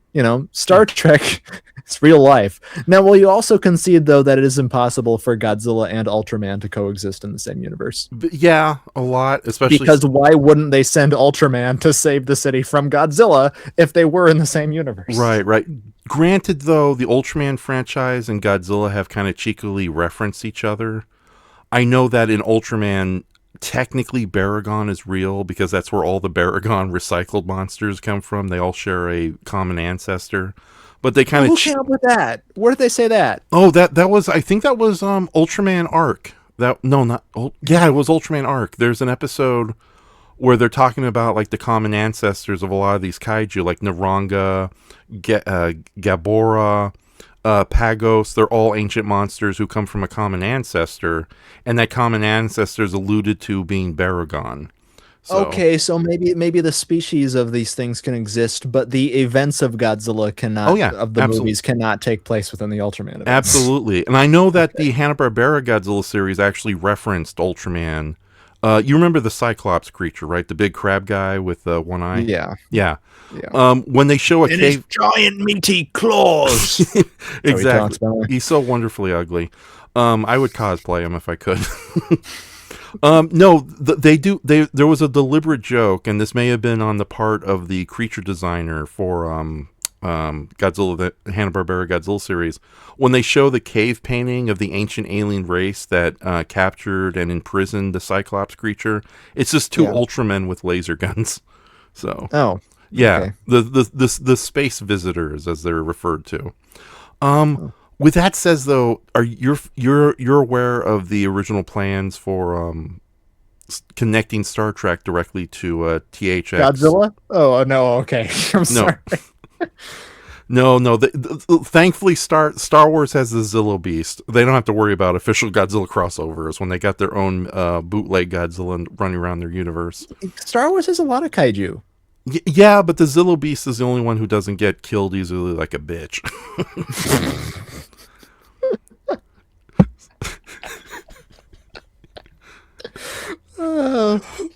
I just want to have a still image of the poor dead Rancor here, and then Raph saying like a bitch, boom, with the big stamp of bitch across. Yeah. I'm doing it in front of that poor fat guy who raised the Rancor. He's just crying, bitch. I'm just traveling in my like X-wing, going to every giant monster in Star Wars, like you a bitch, die like a dog in the gutter. You got taken down by a lightsaber. You a bitch, rat, or whatever, Mantis Man.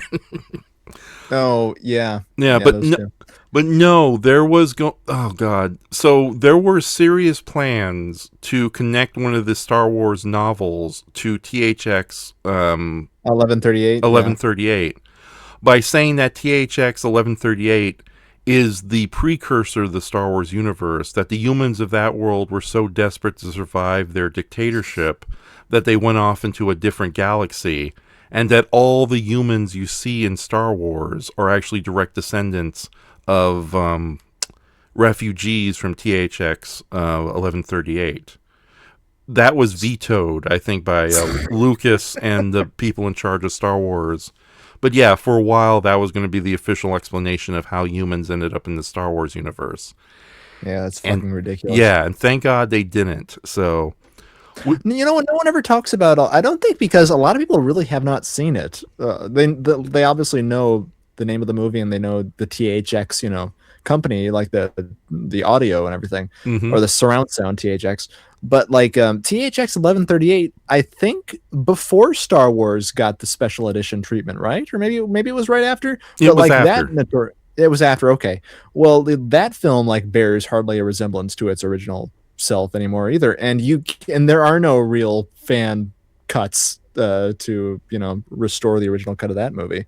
But he added all of his bobs and whistles to the world of that film too. Yeah, I'm gonna have to ask. Yeah, I was hoping to get like an older DVD version of THX 1138 from my collection, but then I realized, there's really none of those exist. Hopefully, the movie isn't popular enough that I could find an older version on eBay. I may have to ask you for a digital copy of THX. It's not a bad movie. It's really out there, and like both that and American Graffiti are both like examples of another timeline where he did other things. Imagine. I know, but you know what? I'll put an end to all of it by saying that Star Wars doesn't even exist within the same universe of Star Wars, because how could you have the character of Kylo Ren in Droids and then Kylo Ren in Force Awakens? Oh yeah, well, it's just a dumb cartoon show. That's another, and it's a bitch. That's another thing. Han Solo died like a bitch. just digitally, and put me in front of a green screen. You right behind Chewbacca, yelling to the sky, "Oh, your buddy died like a bitch." Yeah, I'm like Al Kitty. You just put me in the middle of every tragedy in Star Wars, and I'm just dancing around, going like, "You died like a bitch." It's you acting just like Al Kitty, so you're like flopping on your side and rolling on your back, decrying everybody. Oh yeah, I'm on a rocket pack in like Rogue One, like flying, or it's like, "You two died like a bitch" before the big explosion grabs them. Raph has cast his judgment. Oh, I'm right there with Darth Vader, like killing up like people in that hallway. So like, you will be. Oh boy. Oh my god. But yeah, it's funny. There are probably tons of movies that are directly connected to one another. Not just through like simple little gags here and there, but like actual honest connections. It's like, what is it? I love the idea that How to Make a Monster takes place in a universe where I was a teenage werewolf and I was a teenage Frankenstein are part of a successful film franchise. Successful being the point. Yeah, that which obviously did not happen. And American International never had their own backlot or anything. Or the fact that Dr. Goldfoot and the Beach Blanket Bingo movies apparently exist in the same universe, even if it's just a really stupid cross promotion joke.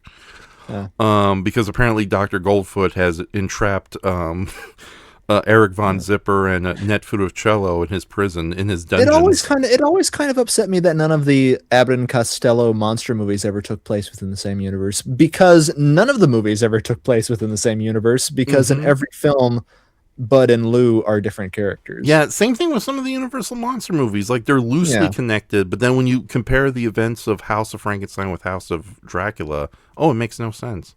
So Dracula died like a bitch. In every film he's ever in, he dies like a bitch. I know. Oh my god. But yeah, it's like you can't take it too seriously. But it would be kind of neat to see what movies actually are kind of connected together in the same universe. Well, I told you my idea of hopefully when I make movies, I kind of want to do a thing where I have my main characters of whatever movies. Mm-hmm. I want to film a scene and have them in the exact wardrobe of a random bystander extra in an old movie, just to say that they're kind of in the same universe and almost play as if it's the same scene of like you just pick like a random person on the street in the background of Chinatown or something, and you write a whole movie about the random person on the corner of that street from that scene in Chinatown, and like, what's their whole movie? And then you film whatever their movie is. You have a scene that sort of parallels where they were standing at a certain scene. And I know that is so inside baseball that hopefully I wouldn't get sued for it. That would be like haven't they done that where it's like there's a serious drama where they take like a very minor character and give them their whole their own movie? I know, like a minor character, but I'm talking about like an extra, like a way background nobody extra, you know, who just happened to be standing like in the background on the street corner or whatever, crossing the street. But in my film of their story, you see the events of whatever the famous movie is in the background, but you know, it's no attention to any of us, and it's really just there for like 2 seconds while they're walking by, but they exist in the same universe. You know what I mean? Yeah, no, I know what you mean. Okay. Yeah. Oh, that is interesting. So it's like an insider gag. Just it would be like a visual version of the Wilhelm screen where it's an insider gag that only people who have seen that movie would get it. And you know, so I'm not talking about like, you know, this isn't Rosencrantz or Gilderstein type of thing where it's their background characters playing in the universe of another movie. No, this is like that we're paying no mind to the other universe. They just happen to exist, you know, in the same area on the same day. Oh yeah, yeah. You see the events of a more important movie going on in the background, and nobody comments on it whatsoever. And you have your two characters, you know, going for like a morning stroll outside of Philadelphia or Pennsylvania, whatever city hall, and in the way background you see a guy in a gray jumpsuit running up the stairs, you know, and obviously that's Rocky, but it's of no interest to our characters. But he's like a little ant in the background. I just thought that'd always be like a cute visual, you know, in joke for me. At any rate. Yeah. So yeah, I'm trying to find. I'm trying to find Divine singing live, but all I can find is "Shoot Your Shot" from Top Pop. She sings the same song on an appearance on David Letterman, where she's wildly out of breath, and it's kind of amusing. But yeah. Okay. Oh, we could just end it. Like this was actually a good stream, all things considering. I'll hold off on making it public just for your sake. Thank you. Yeah. So. If anything, our debate on the logistics of Star Trek and we're on the same side, but for different reasons why they couldn't cross-pollinate Star Trek and Star Wars. I know Star Wars makes everything worse, doesn't it? Star Wars becomes infinitely worse the more you think about it. Yeah, exactly. Star Trek you can engage with, you know, while overthinking things. Yeah. Because in both galaxies, in both universes, the concept of heaven and hell does exist. Obviously in Star Trek because it's our future and people would carry that over. But in Star Wars, you know, God and hell, that's a thing as well because it's name dropped. You know, it's funny. Okay, so on that note, I do love that. Okay, there was like a kind of a Monty Python reunion at the Aspen Comedy Festival sometime in the early 2000s, and it's like I think Eric Idle or most likely John Cleese. He asked the presenter, it's like, you know who's the one character who appears in all the Monty Python movies? Who's that? God, which he's not wrong. Yeah. But then there's also the weird fact, and I've mentioned this before, that technically God exists in the Power Ranger universe because there was a gag where a minor villain feels bad about betraying the Power Rangers. This was from Power Rangers SPD, and he goes out and asks, you know, without saying God outright. So it's like, have I done bad? Give me a sign. And lightning hits his mobile home, and it falls off a cliff. You know what my headcanon is? What? That God created the universe of Power Rangers purely to entertain his autistic 12-year-old son, Jesus. Yay! That's my my palms! Ouch! Oh my god. The entire Power Rangers mythos exists within the TV set of an autistic child. That's the grand finale. And it's an autistic putty patroller. Okay. Yeah, and That's Goldar. Jesus? Yeah. Yep. And Goldar and Rita are just standing there. It's like, what's wrong with this one? I don't know. He likes to look at a snow globe. Good for him. But no, You've I seen also Krampus, right? no, I have not seen Krampus. Again, I've only seen 3 Okay. movies with pigs in them.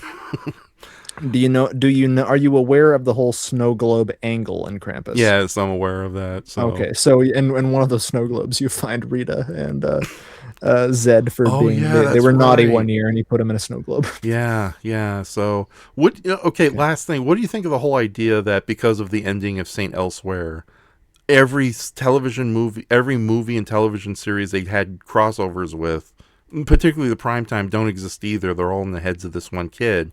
Or the theory that the kid is actually multidimensional telepathic and he just knows these universes exist, but nobody believes him because, he's a weirdo. He's not God. He's a multi-dimensional being. A multidimensional telepath. He doesn't travel dimensions, he just sees into them. Yeah, telephone telepath. Tomato. Tell my mama I got gas. Whatever. Yeah. Yeah, I don't know. Okay, last question for you. Does Santa Okay. Claus Conquers the Martians exist within the same universe as Mexican Santa Claus? No, Messing Santa Claus is... I don't know. That's a good question. No, they're obviously very different. One Santa Claus is a celestial cosmic being who lives with other classical mythological characters. The other one is just regular Santa Claus, but he's friends with aliens. Do you think they're okay? Well, in that sense, do you think they're aware of each other's existence? And how do they reconcile that? Because one is an alien, kind of. Mexican Santa Claus is probably the transdimensional traveler, so he may be aware that there's other Santa Clauses out there. But as far as the John Hall... I wish I stopped you at just Mexican Santa Claus is trans. I wish I just stopped you cold there. that would be a revelation for all of us. It would make a lot more sense for that movie. So, Santa Claus, I'm shirtless, and I made this for you. Ooh. Merlin. Oh my He goodness! still shouts out my name in bed. Isn't it wonderful that in the weird world of Mystery Science Theater's little comedy show, all these movie characters are real and they just happen to exist in their own little planets or inside the neighborhood. There are your interdimensional telepaths right there, Tom and Crow and exactly. whichever host. Yeah. I know. Even the new series kind of acknowledges that. So. That doesn't exist. Yeah. That season never happened. Pat and Oswald must be banished to the islands of the extremes. Okay, so before we close out the night, what do you think of the dumb little background I made for him? I made it as simple as possible. Is he on his vacation day? Yeah. He's because this is like a Hanna-Barbera or a Filmation, so of course there's like no really cool background. It's just him out in the open. It's like, I'm looking for Easter eggs on Easter Island. Oh, there's a King Kong monster for some reason. What do you think, little doggy weirdo? Ruff, ruff. I don't like it. This is 2 seconds before he makes the entire island spooky. Yeah. He puts the lightning in the skies. Oh, And yeah. makes all the trees dead. Yes. He's already conquered the neighborhood where Ed, and Eddie lives, and now he's going to turn the rest of the land into a land of horror. Yeah, it's a great piece. Okay. All right, there you go. So I think he's pretty much finished. I just got to put me and Lewis's name in the corner there. It'll be like, in Shoma 2006. Lewis. His reign of terror never ends. I know. But yeah, no, Brayton, this was actually a very fun chat. Like I said, I think I'm going to end up saving it and we'll share it in the future, but not just yet. Aren't you glad I forced your hand? Kind of, yeah. No, this was a good test. Now, I kind of regret not doing it on YouTube itself, but at the same time, it just would have been too much pressure. So, yeah, big thanks to anybody who in the future will find this later. But yeah, I think we're just going to fade to black. I think, I'm not comfortable playing more Divine because it isn't very good video quality. If it was great, then yeah, we would end it on this note. Okay. All right, and last things you want to say, Brayton, before we call it quits? To infinity and good night. Indeed. Good night, everybody.